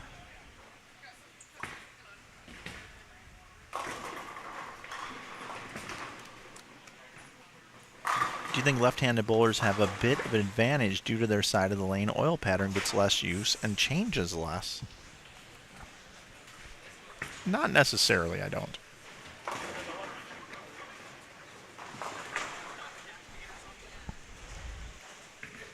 Left-handers definitely have to move less, but being a right-handed bowler myself, how many times you start out and the lanes are really tight and basically you get all your score when they start to open up, right? More traffic removes oil off the lane. When oil is removed off the lane, you have a hook spot to throw to that generally creates higher scores.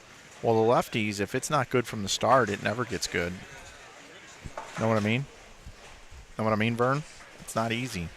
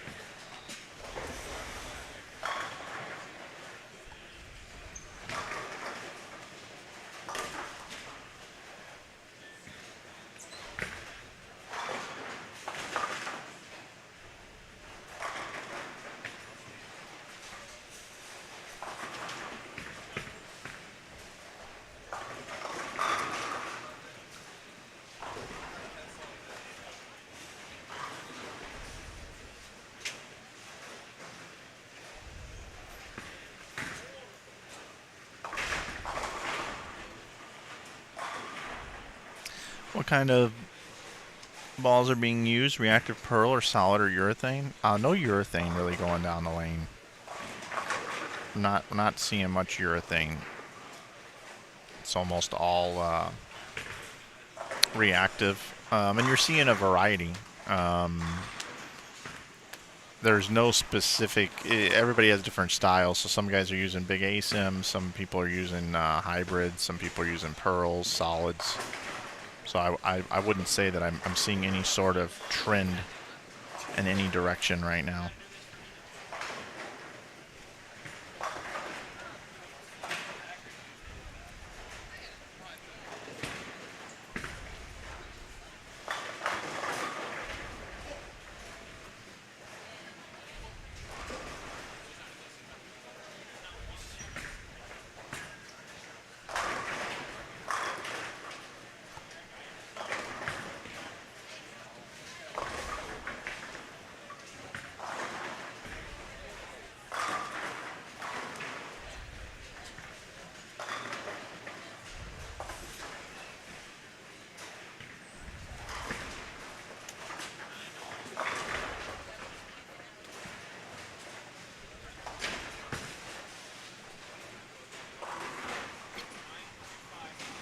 Let's see. How often do you change what lanes you're streaming?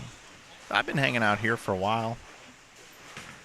I've been hanging out here because we have a parent of Pedro that has been hanging out. So I got Pedro for a couple games, but I can certainly hop left if you'd like. I'd like me to see everybody kind of moves to the right. So if I hang out here, I keep an eye on what's going on over on the left, but they're just underway. So we'll probably hang out here until Pedro's done, then we'll hop over to the other pairs. Let's see. What pattern? I'm just going to pop it up real quick for you. It's 42 feet in length.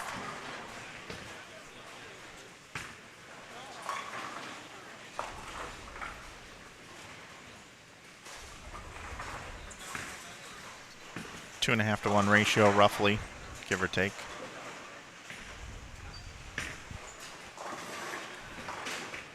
There you go. What else you guys want to know? Check that link at the top that I've got posted and pinned in the chat. All the standings and information is right there. I actually have standings after game number 4. And I will not be lazy. I will refresh my browser.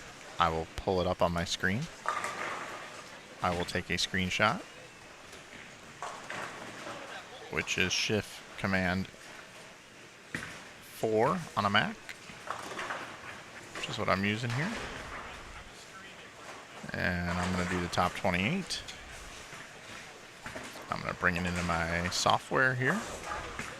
And we will all take a look at the standings together. We will come together right now over me. Boom, boom, boom, boom. Here we go. Standings after 4. Brent Boho now your leader at plus 126. Alex Denton in second at plus 112. Adam Morse in third at plus 100. Johnny Davis in fourth at plus 93. Anthony Dodge fifth at 87 over. Sixth is Troy Fuller at plus 63. Jack Sullivan seventh at plus 55. Quincy Bruce is in eighth at plus 53. Brandon Mooney ninth at plus 52. Emma Wren is in 10th at plus 45. Brandon Dodge 11th at 44. Cam Crow rounds out your top 12 at plus 39. Currently right now there are 21 of 56 players that are plus, which means averaging 200 or more. But to me, let me tell you something. I'm looking at the scores right now. I'm looking at all the different pairs, and I'm seeing a lot of marks and strikes just about everywhere here. Not sure why I'm talking in this voice right now, but I just thought it sounded like something right now in game number 5 that sounded really good. Troy Fuller, we just mentioned his name. He's making a nice little run here. Fuller's up to 6th. Fuller was in 12th the game before. Fuller was in 17th the game before that, and Fuller was in 21st. So he went 21st, 17th, 12th, 6th. The man on the move, Troy Fuller. Front 4, letter C on 13 and 14. See, it just doesn't have the same ring to it as letter B, letter B, letter B, letter B. If you're a bowler with a bunch of wisdom, you're letter B.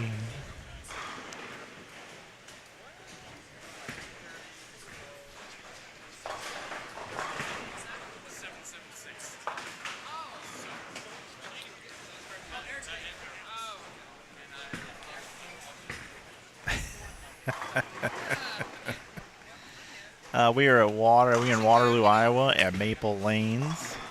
That is a Mitch Beasley impersonation. A little bit of Mitch. It wasn't quite as pronounced.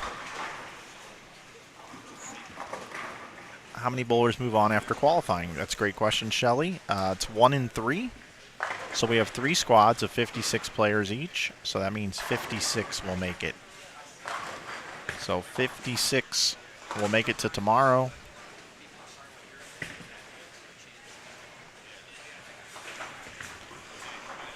Which means almost 19 a squad, right? 19 and 19 is 38. Another 19 would be 57, so we'd be 1 over.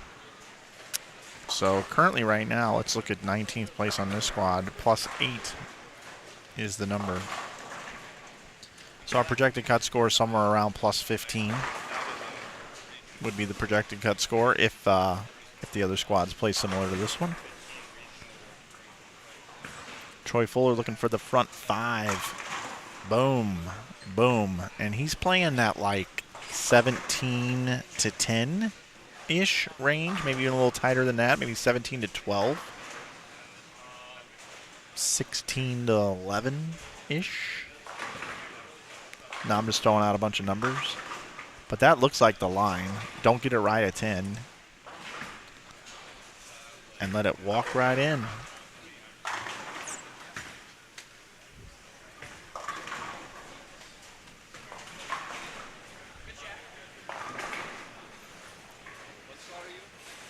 No problem, Shelly. Happy to help. That's what I'm here for.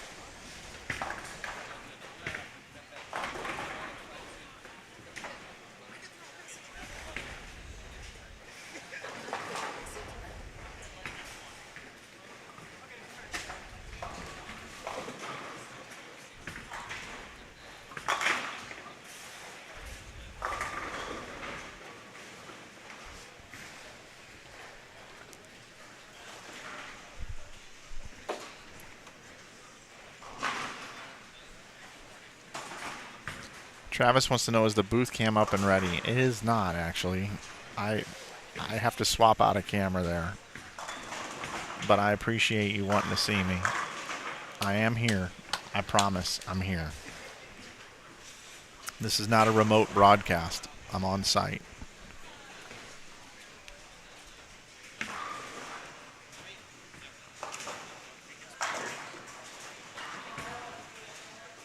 Is that one going to hook?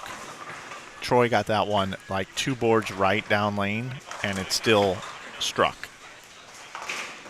It still struck. Wow.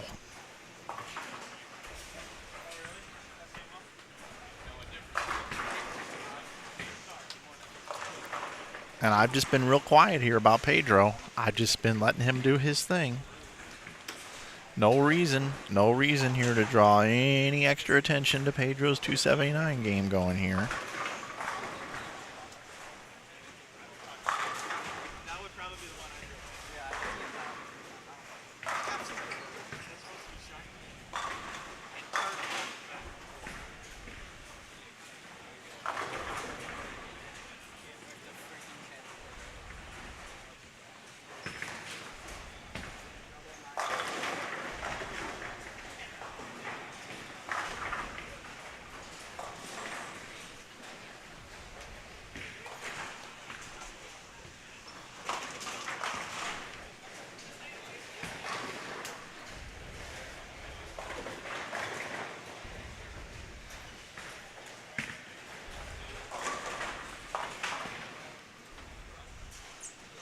I'll have the booth cam up and running later today. How we doing on time? You know what? Actually, I have a great question for everybody. Hootie and the Blowfish, right? You guys know that song Time by Hootie and the Blowfish? I had a friend of mine, I went to dinner this week, tell me that is like the worst song of all time. Pun intended. So I'm gonna start a poll. Hootie and the Blowfish.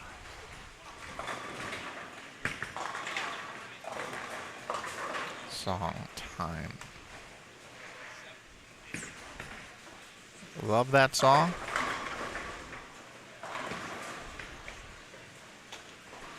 It's solid. Underwhelming.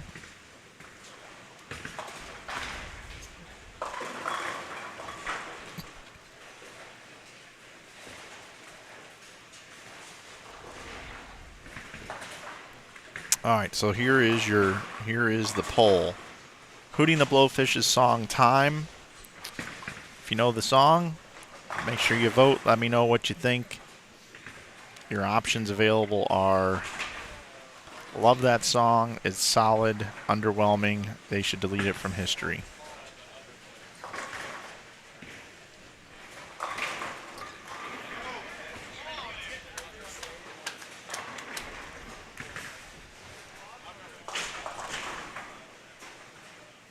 Come on, get your votes in, everybody. I need a good sample size here. Let me know what you think of Hootie and the Blowfish's song Time.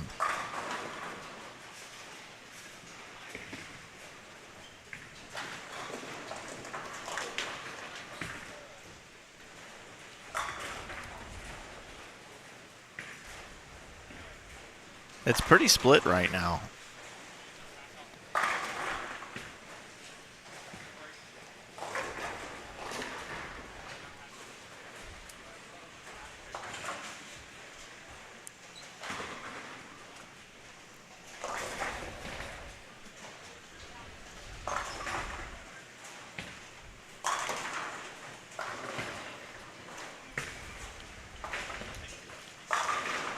It's kind of one of my jams. It's like, time, why you punish me? Like a wave bashing into the shore, you wash away my dreams. Can you teach me about tomorrow and all the pain and sorrow running free? 'Cause tomorrow's just another day, and I don't believe in time. Come on, you know that's a great song, right? Can you teach me about tomorrow and all the pain and sorrow running free? But tomorrow's just another day, and I don't believe in time.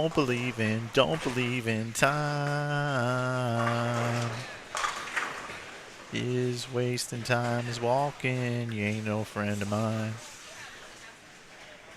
Come on. Give me some love for Time. Give some love for Pedro's 264. Troy Fuller's front 8.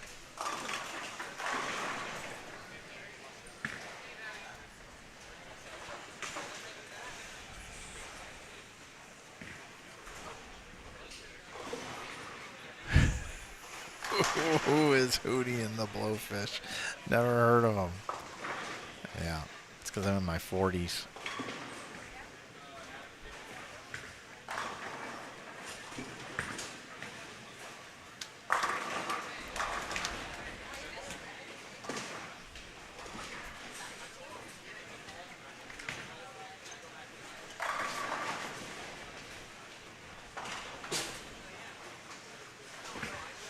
All right, I'm in the poll. 75% of the audience says it's solid or love that song. So, there you go. I think a majority of you agree with me. But now let's go ahead and put our time into Troy Fuller.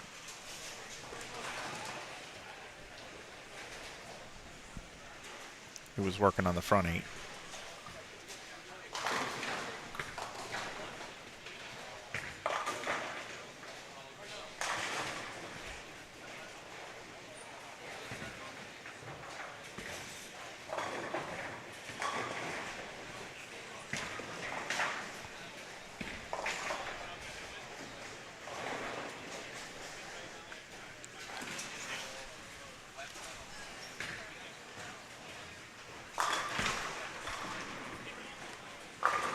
What's up with the hazard lights on 15 and 16?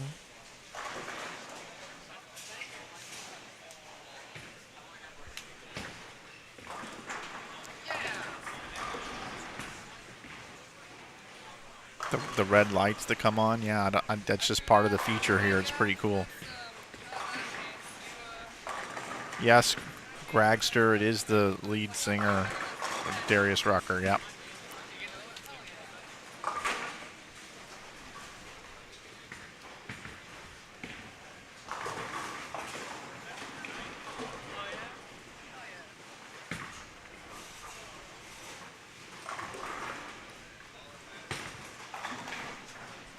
During B Squad, we're going to have a debate about a band. So that's what we call a tease in this business, and we'll be giving you that. We'll be talking about a band during B Squad. What place Troy Fuller is in? He went from like 19th to 17th to 12th to 6th. Yeah, he's in 6th.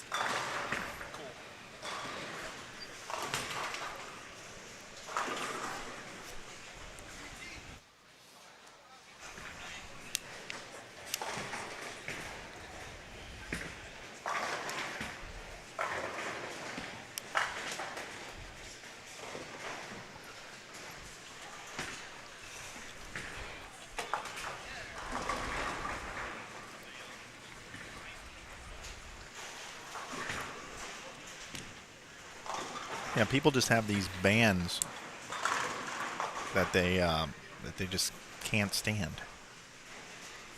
or songs. So we will continue that in B Squad later today. And if I forget, somebody remind me, please. But let's take a look at our man right here, Troy Fuller. Got the front 9. He has a runner-up finish in one of these events. This being the 24th edition of the Greater Iowa Bowling Association Majors. And now he leaves the 10-pin. Good run for Troy Fuller. He continues to move his way up the leaderboard. He is in 6th. If he finishes out with 279 here, he would improve to 142 over, and currently 126 over is leading, which is Brent Boho.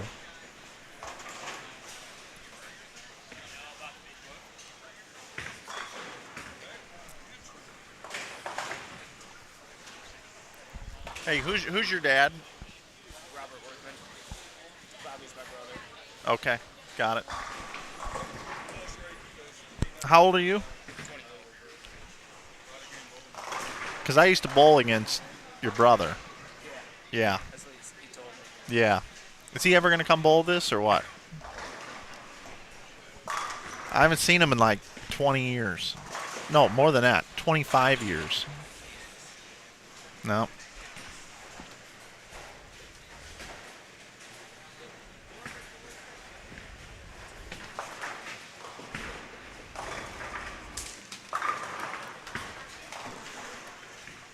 All right, 278. Way to go, Troy. Way to go. Now it's time to move. It's time to move over. Time to move over. That's a cow joke, by the way. Move over. 2 lanes 5 through 8.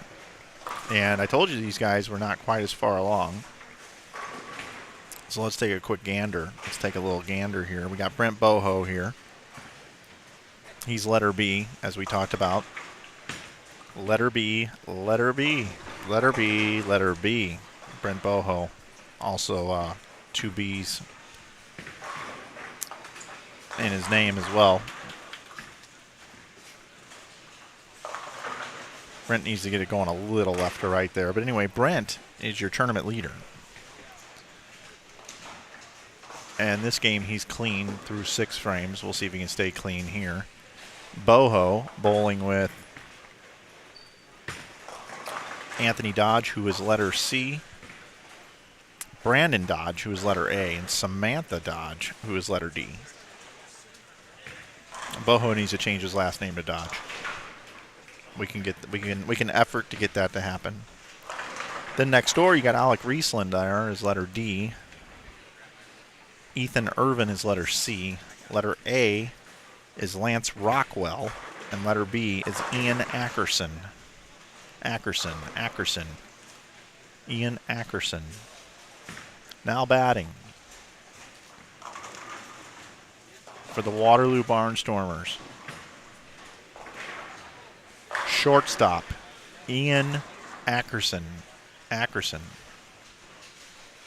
Nope, we're good. So again, game 5 of 7 says it on the bottom right of the screen. We've got 2 more squads for you today. Again, those squad times 1:45 and 7 p.m. 1:45 and 7 p.m. Tournament is sold out. So if you do want to come up here and bowl, you can't, but you can come and admire me in the booth. And I do allow people to take notes on how to become a great broadcaster. That does happen here. I do allow it.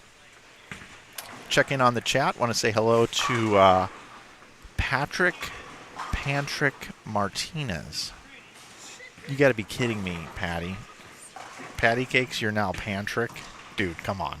That's asking for it. Mike, you looking fine on this junior gold edit.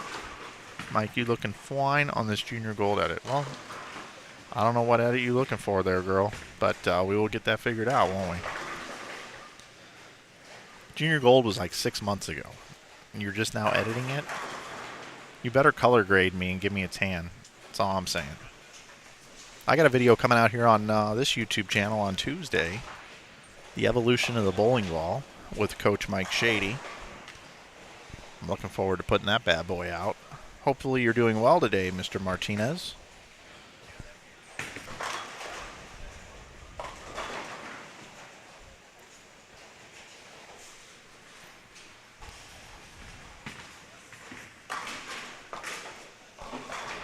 Well, Patty, I'm not talking about esports.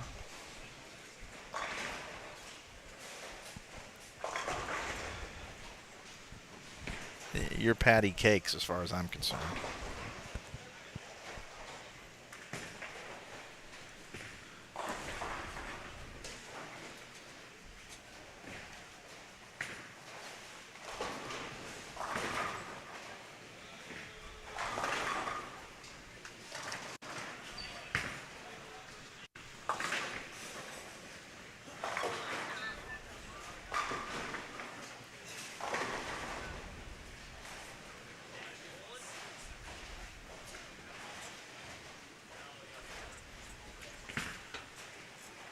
I'm getting a lot of text offline here letting me know how much they enjoyed the Hootie and the Blowfish poll.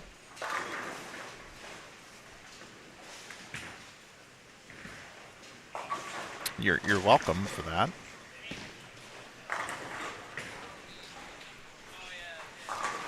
What is the oil pattern? I should probably just put this up like every 10 minutes. It's such a common question. There's the oil pattern. 42 feet in length, 26 milliliters of oil, a little under 2.5 to 1. It's asymmetric. They say it's similar to the USBC Open Championships team event pattern. If you didn't get a chance to get all that data written down, you can go to the Greater Iowa Bowling Association Facebook page. It's posted there, or you can just DVR this thing backwards and you can take a screenshot, and then you can dissect the oil pattern and come to your own conclusions on the optimal path to the pocket and the correct bowling ball, core, cover, top weight, pin placement, pin to pap, strategy that you believe these players should be taking out on the lanes today. Not to mention rotation, speed, and accuracy.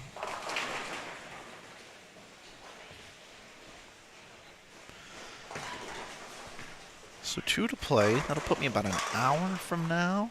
Looks like I'm going to actually have time to go get a little bit time. I'm going to have time to go pick up a little food skis. Get this booth cam working too. I know everybody's been wanting to see me.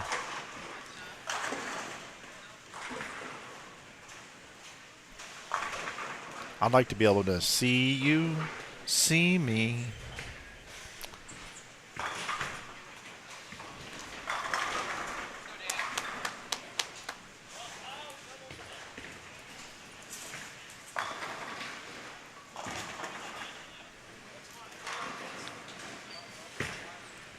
Say it for always. That's the way it should be. And then say it together, of course, naturally.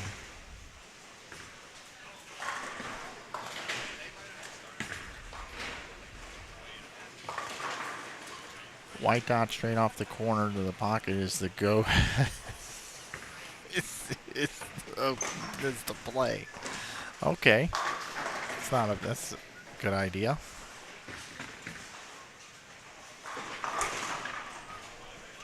Nice washout conversion there. Always feels good to clean that up. When you make such a bad first shot that you leave a washout, you miss the head pin, and then you got this weird leave, and then you make it. It kind of pumps you up for the next frame. It pumps me up. I'm here to pump you up.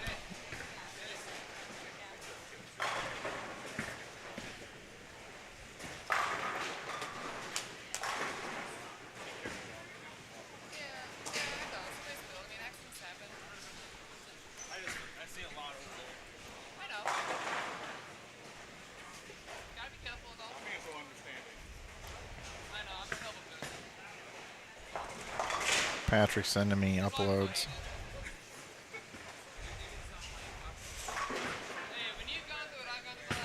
Folks, I'm going to step away and watch like a 10-minute video just so I can give Patrick a response in his text message.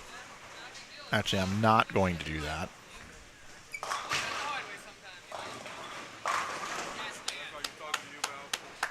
Let's see.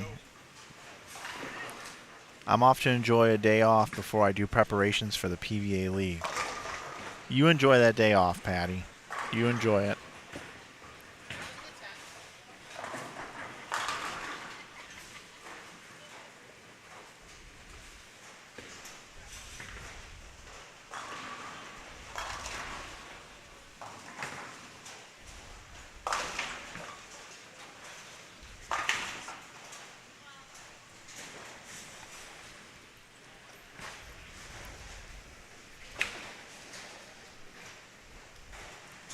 Patrick says during my break. Yeah, okay.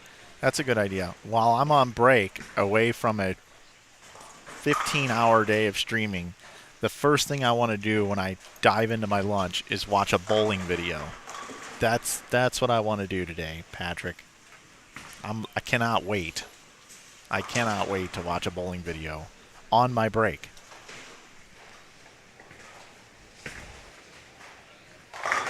That's the difference between me and you, Patrick.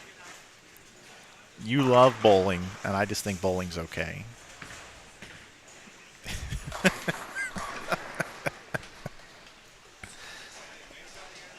I've got everybody fooled. I actually lost a bet, and they said you got to start a streaming service, double down on working in the industry, and try to make a career out of it and be miserable. Well, I'm still paying off the bet. And if you believe that, I've got some chocolate gold wrapped coins that are going to go up in value big time in the future. And I'll sell them to you for the low price of $250 a piece. Minimum order 100.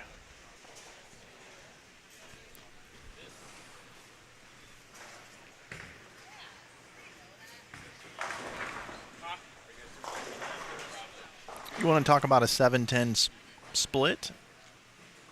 We had one converted earlier today, and I just so happen to have the replay right here for you. Kenny Calkins in game number 1 stepped up to the lanes, and he left himself a 710. And then he converted the 710. But I'm looking at my clip right now, and it doesn't look like it's in the correct spot. And I don't know why. Oh, there it is. Hey everybody, here's that replay.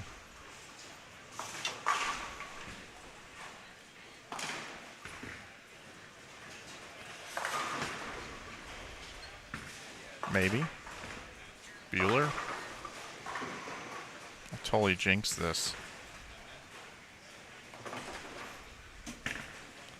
Alright, let me put this up on the screen. Okay, that worked. Now.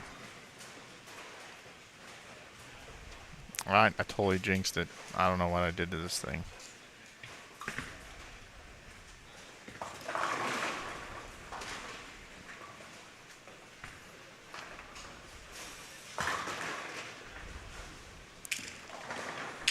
It's my bad. It's my bad. I will figure it out. I will rally behind this replay video, and I will stream good bowling. Alright, let's go into game 6. Let's get over here. Game 6 getting underway here.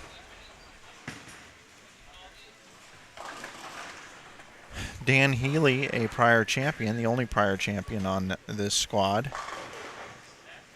He's bowling with Seth Tegmeyer, Rodney Jackson, and Roger Harford. And right next door to them will be Brent Boho, Anthony Dodge, Brandon Dodge, and Samantha Dodge again.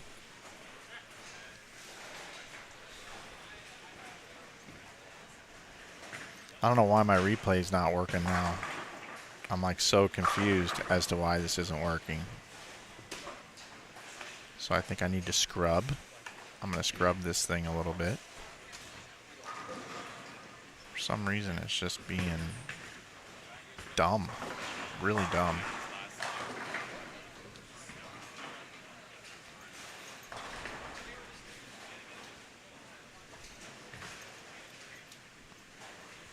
I don't know.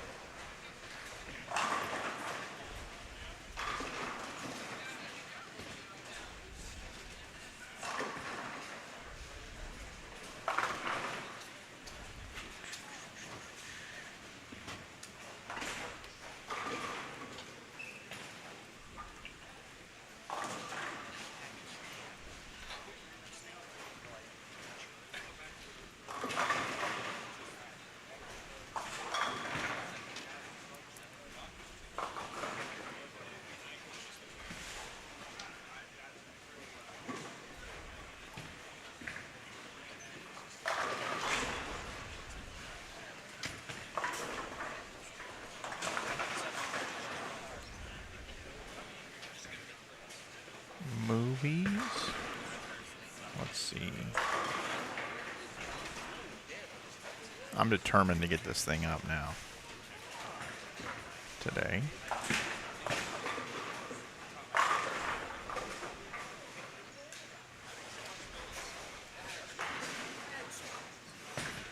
It's got to be movie 1, right? Oh yeah, it is. Movie 1. Movie 2. Alright, movie 3. Alright. I got this. I'll move this replay, bring it up number 3. Boom. Add media file. You're all going to see this 710. I'm making it happen.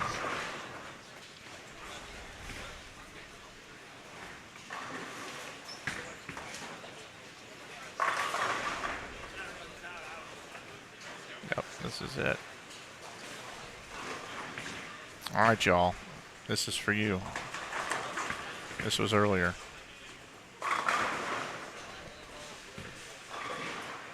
.710 earlier, Kenny Calkins. The third. Alright, we got through it. We got through it, everybody.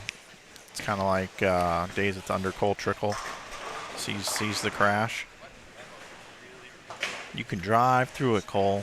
You can drive through it. Tell me how. Because you got a perfectly set of match tires out there. Alright, when it comes to the car, take your word for it, Harry. I believe it. I believe it in my heart.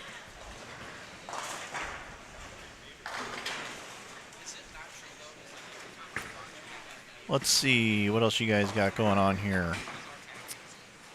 What is Boho throwing? I'm sorry, I don't know. Offhand. I'll check.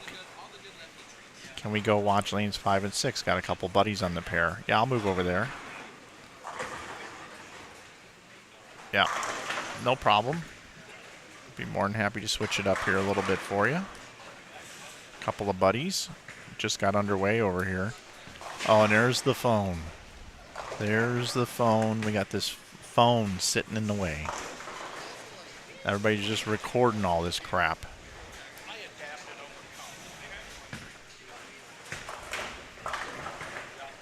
Got the phone cam. So technically, I guess I got picture-in-picture for you right now. Right there in the middle of the screen. So there you go. There's your picture-in-picture.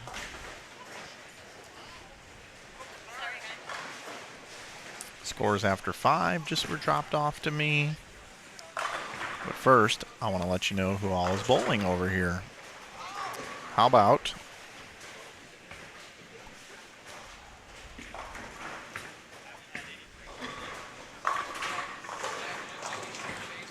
Tim Barrett,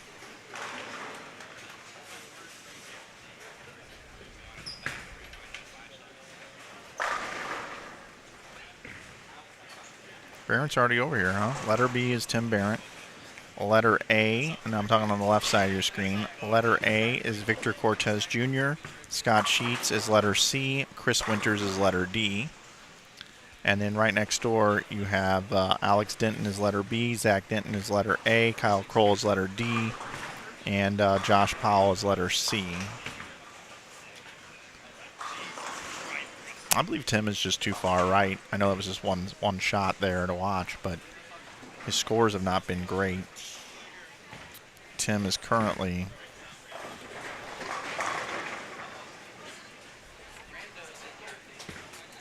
minus 31.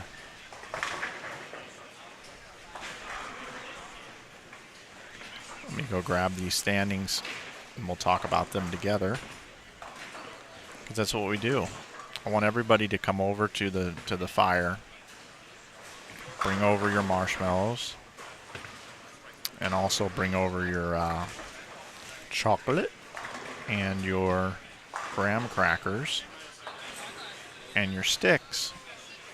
Because we're going to sit around the fire and we're going to talk about the standings. Not practice.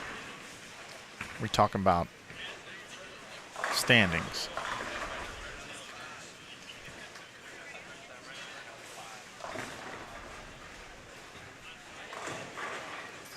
We talking about standings, man. We talking about standings.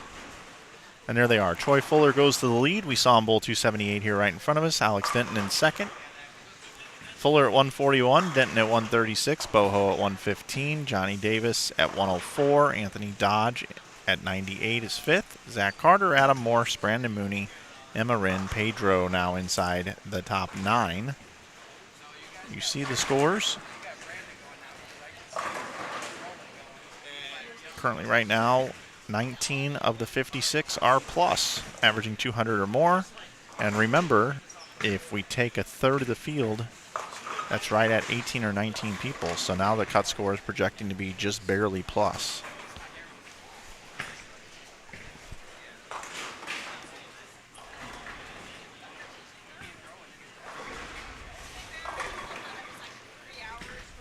Oh, Josh is C and Kyle is letter D.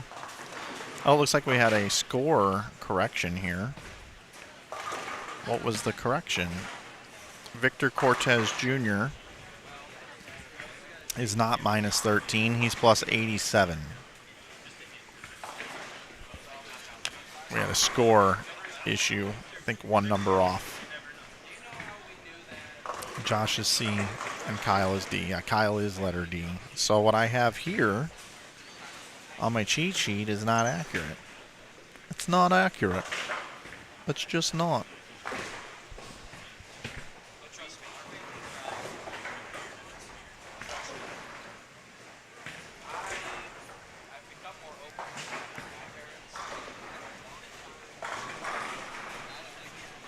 We do want to thank everybody for tuning in here on Inside Bowling. You know, we've been streaming tournaments here for, you know, we started on the Ustream platform, then live stream, then moved over here to YouTube about 10 years ago. And we've really enjoyed our time bringing you all this coverage. I can't believe we've been doing it for so long. I still feel like it was just yesterday we were starting this thing up, but a lot of you have been here since the very beginning, and a lot of you have come along for the ride along the way. And we do appreciate, you wanting to watch bowling and support what we do here.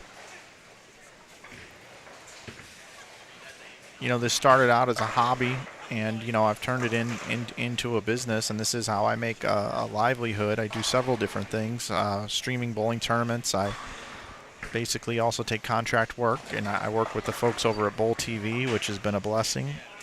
And I also we print merchandise, and we print it all out of our home. We make direct-to-garment printing, and it's really high-quality shirts and really cool designs. We have over 600 designs on our website, InsideBowling.com.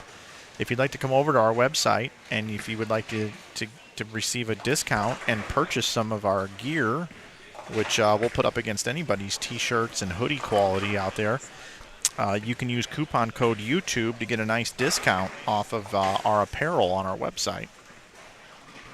Also, in addition to that, I haven't told too many people about this. I'll be making a Facebook post and some informational posts through the YouTube and through all of our social media at Inside Bowling. You can follow us on basically any platform. We've got about 8,000 followers over on TikTok. We've got approaching 35,000 on Facebook, almost 30,000 on Instagram, and we won't talk about Twitter because we're mad at Twitter. But if you want to follow us along, we'll be making some announcements, but I'll give you a little tease. We are about to expand our InsideBowling.com website. We're going to offer some good articles and some good information for folks regarding getting into the sport of bowling, and even some more advanced articles as well, but we are actually going to go full circle. And you'll be able to purchase balls, bags, shoes, accessories, anything that you'd like to order or that you purchase. You could move your purchases over to us, and we'll be more than happy to get it out to you same day as quick as we can. We'll be shipping from different warehouses throughout the country, and we'll also be able to have the ability to drill equipment for you. So if you like where you go now, we want you to stay there. We want to support all pro shops throughout the country, but we know there's a lot of people in rural areas that don't have the opportunity to get to a pro shop, and we'll actually be able to drill the balls for you after a consultation. So a lot of cool information coming out with that at Inside Bowling. So make sure you check out our website. For now, it's just apparel, but in the very near future, before the holiday rush here, we'll be able to sell you balls, bags, shoes, everything that you want. And just know whenever you purchase from us, we do a lot of things in bowling. And not only does it help us make a livelihood, but we also do invest back into the sport. So we're looking forward to doing that. That's one of the reasons why we moved back to St. Louis. And probably be able to do some more streams as well, since I'll be more centrally located. This particular trip in the past, I'd have to fly out on Thursday, rent a car Thursday at the airport, then drive up here on Friday, stream Saturday, Sunday, drive back to St. Louis, fly back to Utah on Monday. Now it's just get in a car and drive up on Friday, drive home and sleep in my own bed on Sunday night. So it's kind of nice being back in the Midwest for events like this.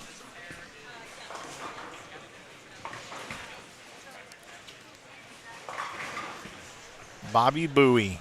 Bobby Bowie. Good to see you, man. Good to see you in here. Tim Barrett is just completely lost, and I don't really understand this. He is such a good bowler, but this pattern is just playing havoc on him. Just absolute havoc. Barrett is minus 31 in 28th. And he has yet to mark through 4 frames here. I mean, this is just about as bad can get for him. Meanwhile, right next door, Alex Denton's got the front 5.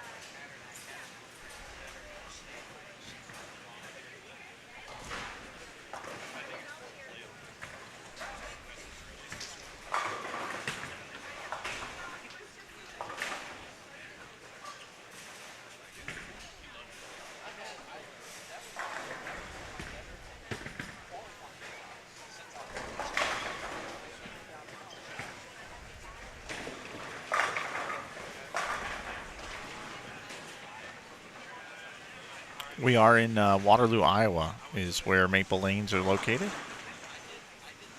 Saw a question come in on that.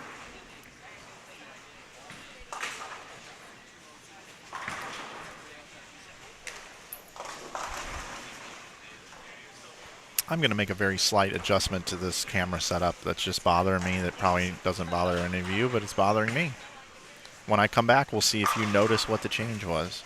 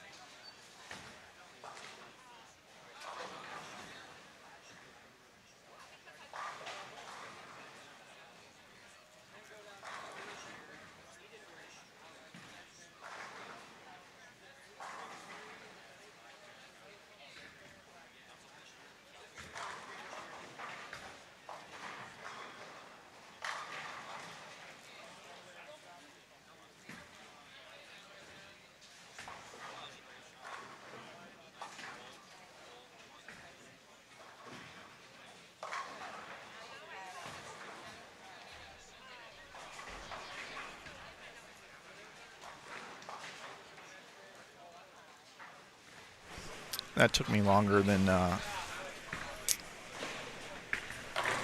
wanted to, but I talked to Tim Barrett for a little bit down there.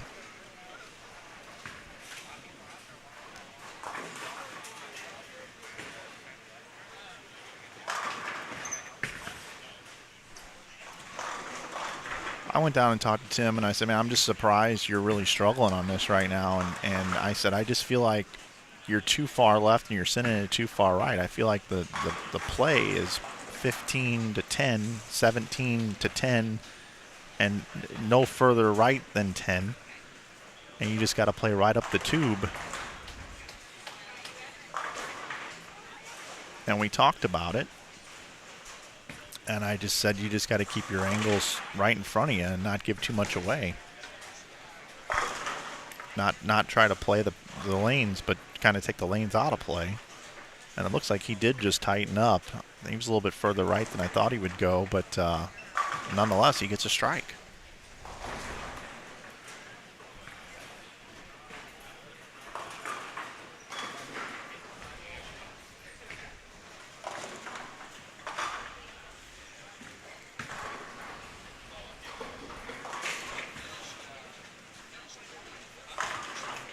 There's a lot of early friction on this for folks, so that's making things kind of difficult for them.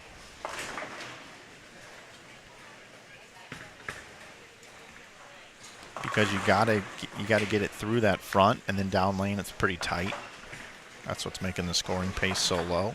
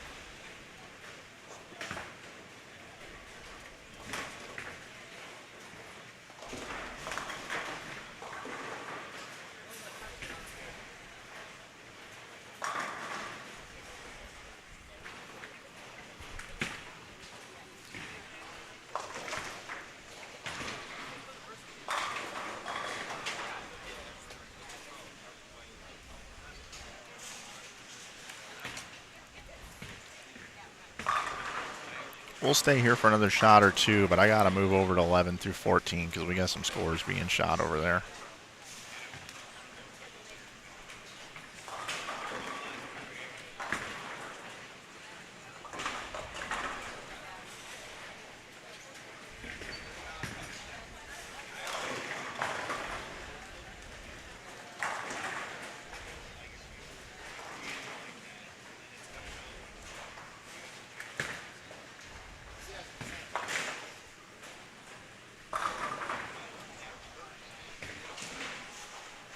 Notice how much Tim has tightened up now. He's just, oh, that's right. That's a little right. He got that one just a little right early.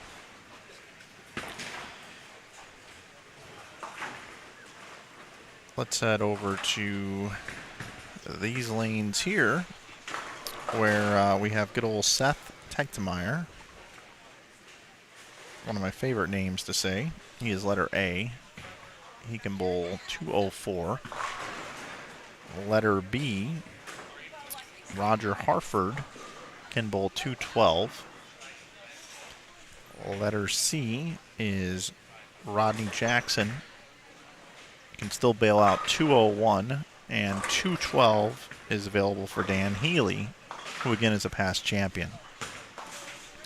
We got the front 8 now, right next door for Anthony Dodge. Samantha Dodge can still bowl 220.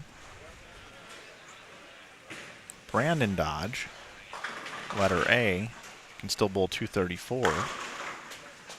And we still got 280 left for one Brent Boho.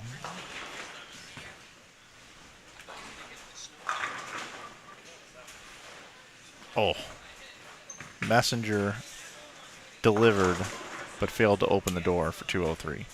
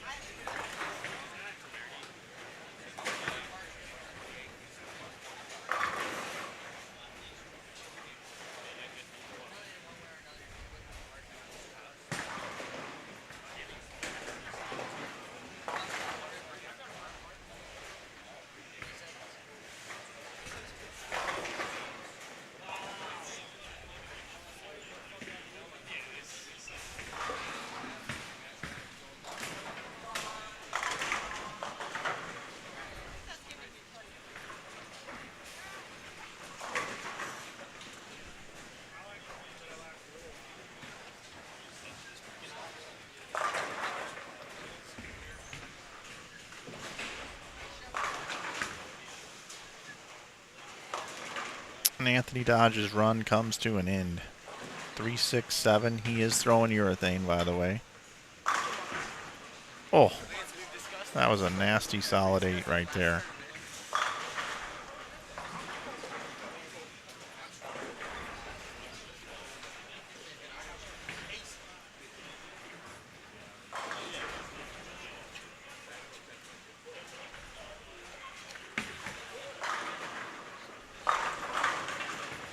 Nice shot from Brent.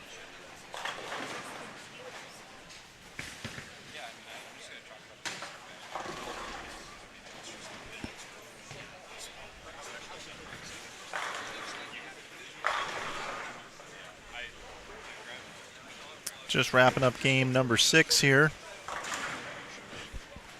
Game number 7 up next. Should be done about 12:45 or so. We'll be back at 1:45 with continuing coverage here from Waterloo.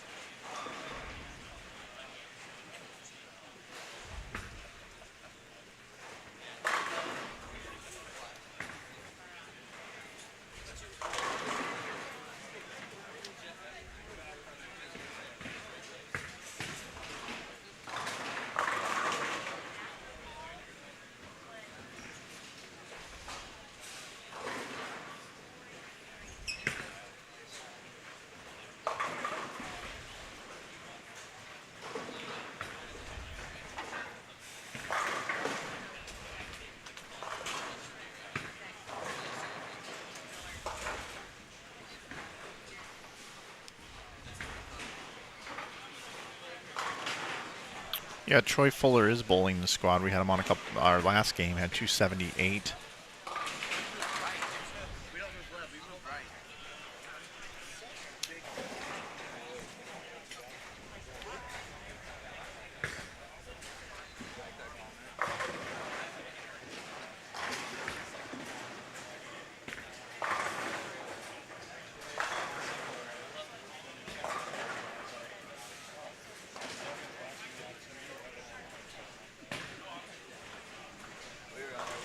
Fuller's in the lead, plus 141 after 5 games. Fuller's down on the high end right now, or has moved right towards the high end. He was just on 13 and 14 the last game.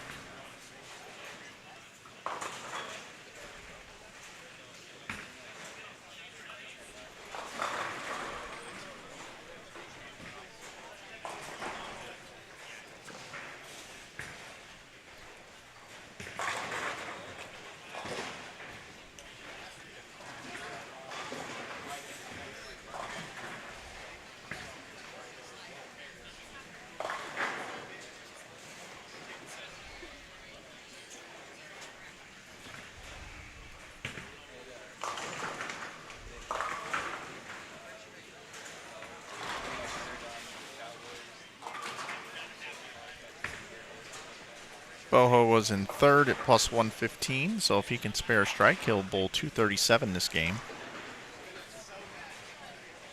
Which will continue to put him in a great spot after qualifying here today.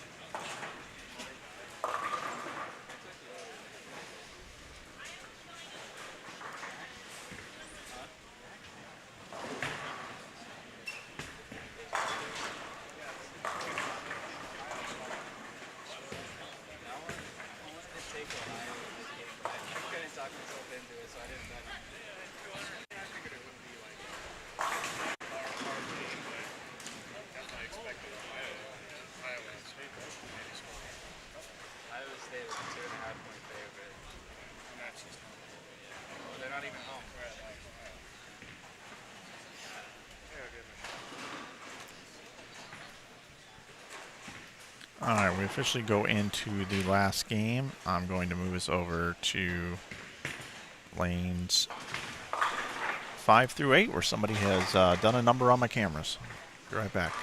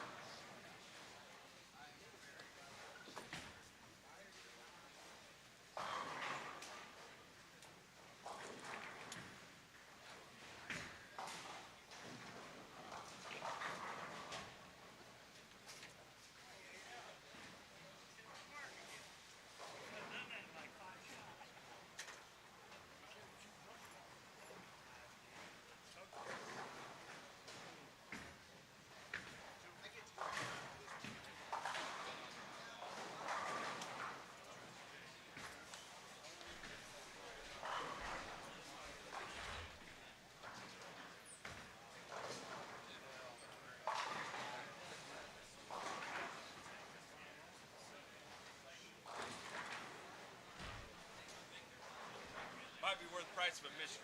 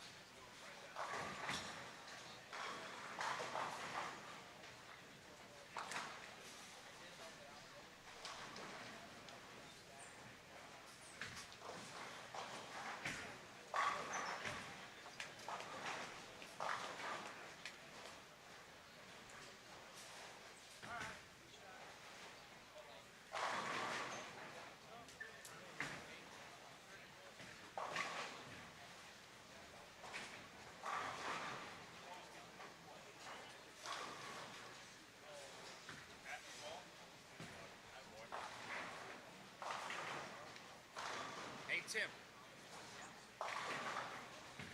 Yeah, it's on its way. I got it. Don't worry about it.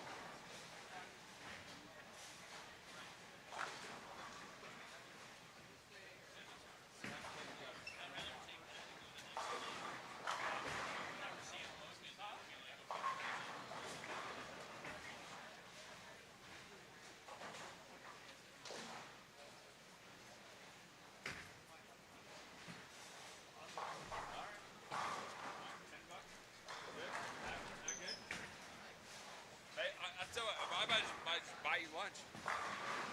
It's probably the better line. I'll just buy you lunch.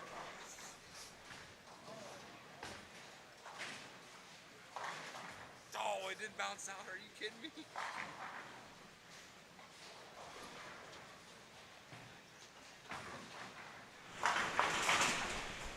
Hey, great job.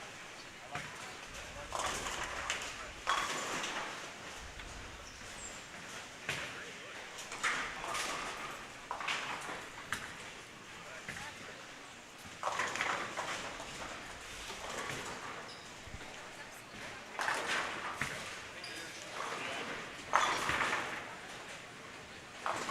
Go back over here. Cell phone's back. These pairs have been a little bit higher scoring, so we'll hang out here for a little bit. See if we can get some scores here. Of course, we'll bounce back and forth as well. We're in our last game. We come back at 1:45 today.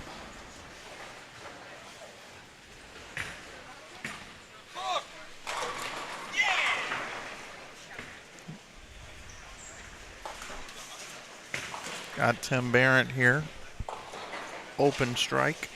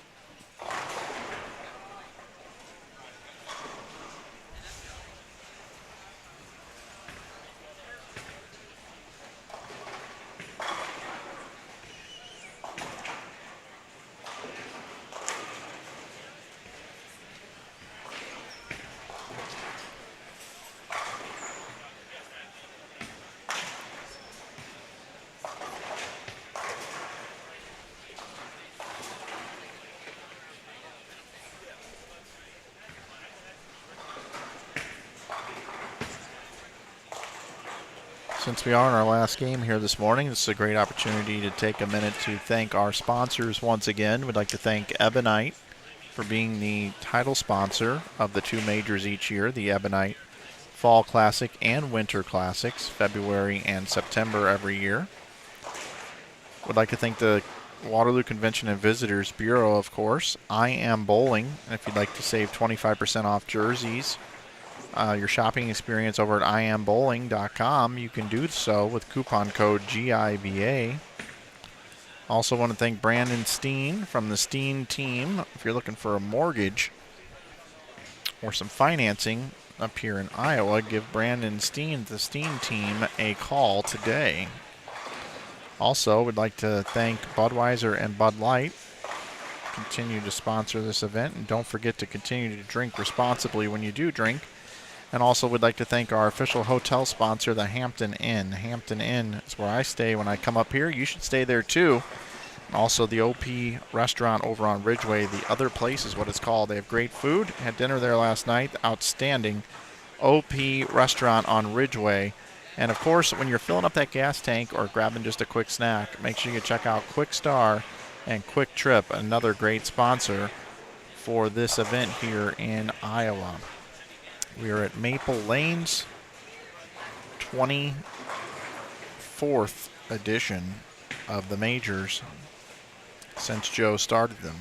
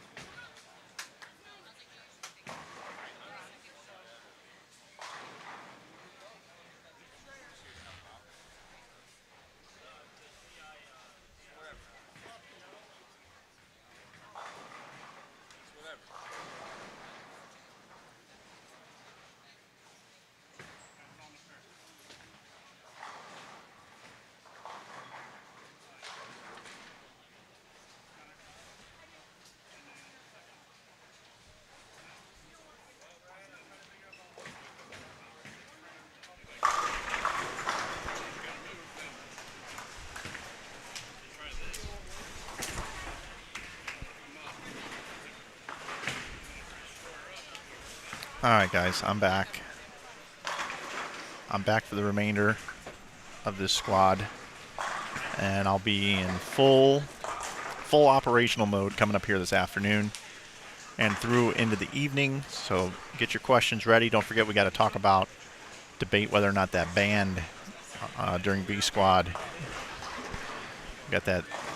That's that tease for this afternoon. We already talked about Hootie and the Blowfish this morning. The song "Time," whether or not it was a horrible song, one of the worst of all time, like someone told me.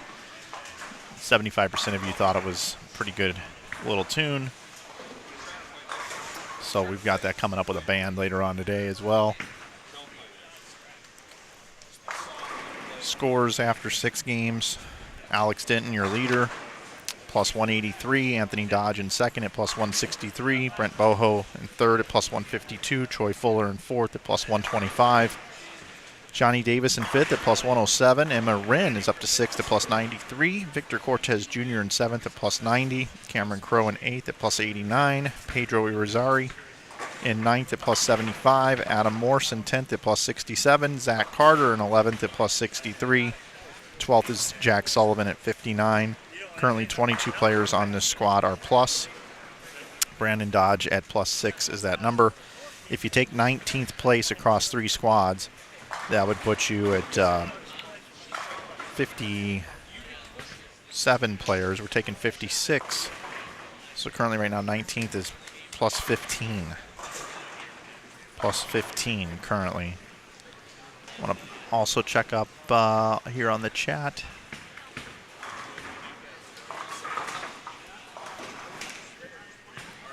Top 19 bowlers plus minus from each squad that are just the top 56. It's just the top 56. Thank you, Dennis. Just catching up here.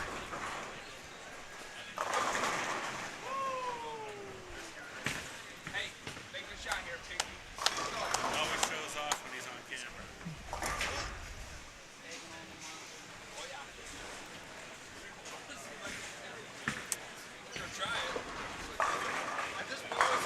Again, the highlight we did have earlier today, we've had no 300 games, but we did have 1-7-10 conversion by Kenny Calkins, the third.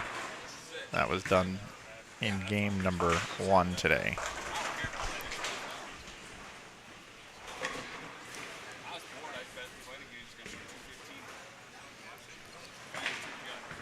Typically the C squad in this event, Moose, is the weakest and the least amount of players come off of that squad. So I kind of feel like if you're about plus 20, you should feel really safe. Unless something crazy happens, you know. I would think plus 20 would be a good number.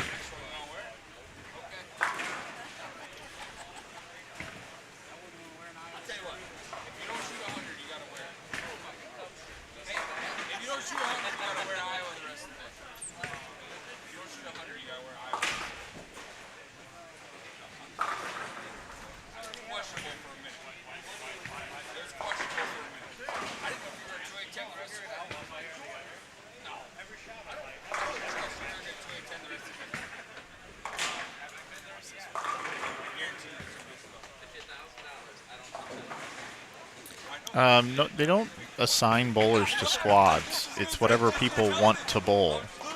So what I find with the C squad is there's a lot of folks that worked earlier in the day and couldn't get off work.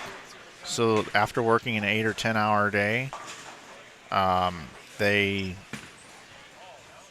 they have to come bowl, and I just feel like that they're fatigued. And then the other thing that I think happens on the C squad is after the oil pattern is strip and oiled that many times, that the pattern memory, they get a little bit harder as the day goes on. So that's why I feel like that happens. And then a lot of the good bowlers don't want to bowl C squad and then have to turn around and bowl the next morning. So your bowlers that normally do better bowl A or B squad typically, because they want that resting time before they have to get up and bowl again. So your C squad ends up being a lot of bowlers that that either worked that day or, you know, just wanted to get in the tournament and that's all that was left. And a lot of your good bowlers plan ahead and get on A or B squad. So that's why I believe the scores are lower later in the day here, which makes a lot of sense.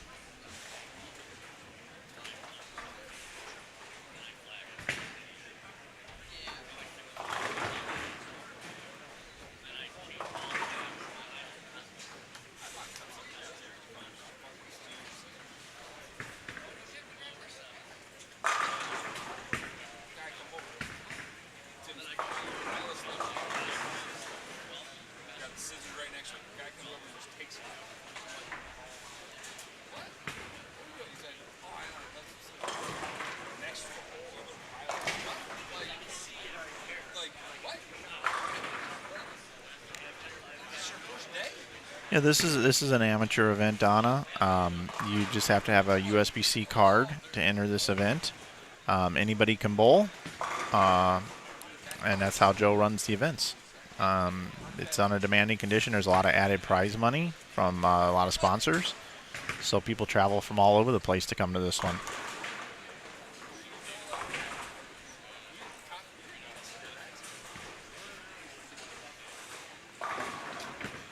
And pretty nice field. There are no burn squads. It's all fresh oil, but I know what you're trying to say there.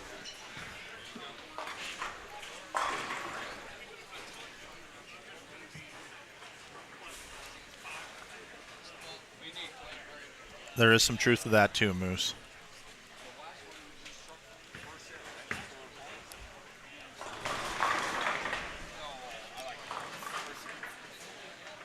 Some solid scores here in the last game. 247.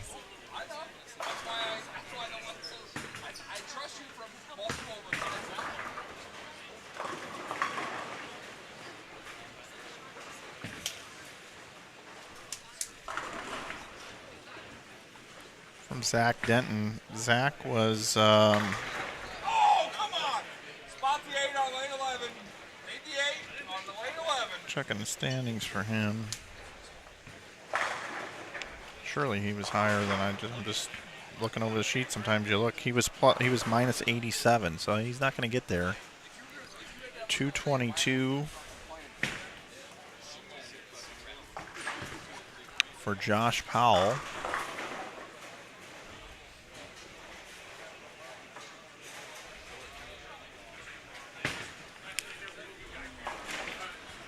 He was minus 132.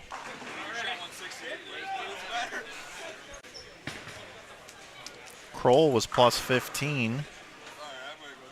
And he's going to be in the 150s. He's going to bowl himself out of the cut.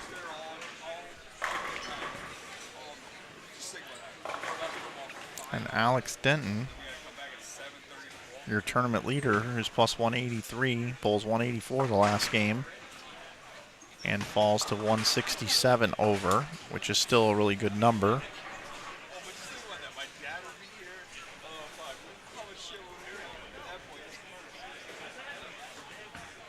And then next door, you've got Victor Cortez Jr., who was plus 90. The best he can do is 173.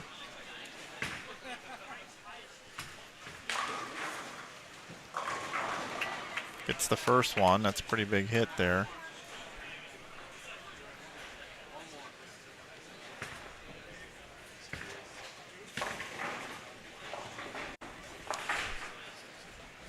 Scott Sheets is not going to make the cut. Tim Barron's not going to make the cut. And Chris Winters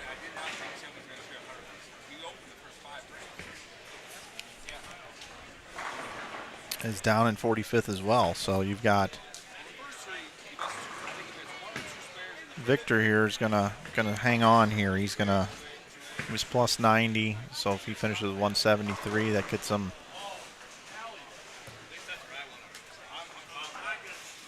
to 53, right? No, 63 over will be his number.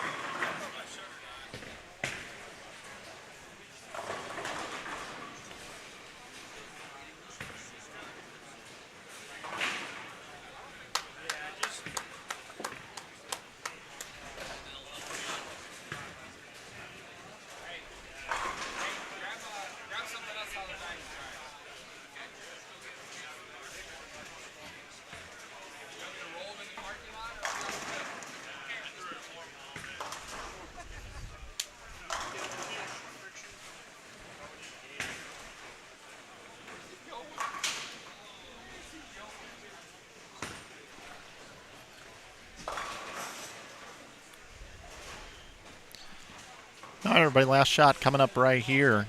And that's going to do it for our coverage here. Oh, we will be back in 55 minutes with the next squad.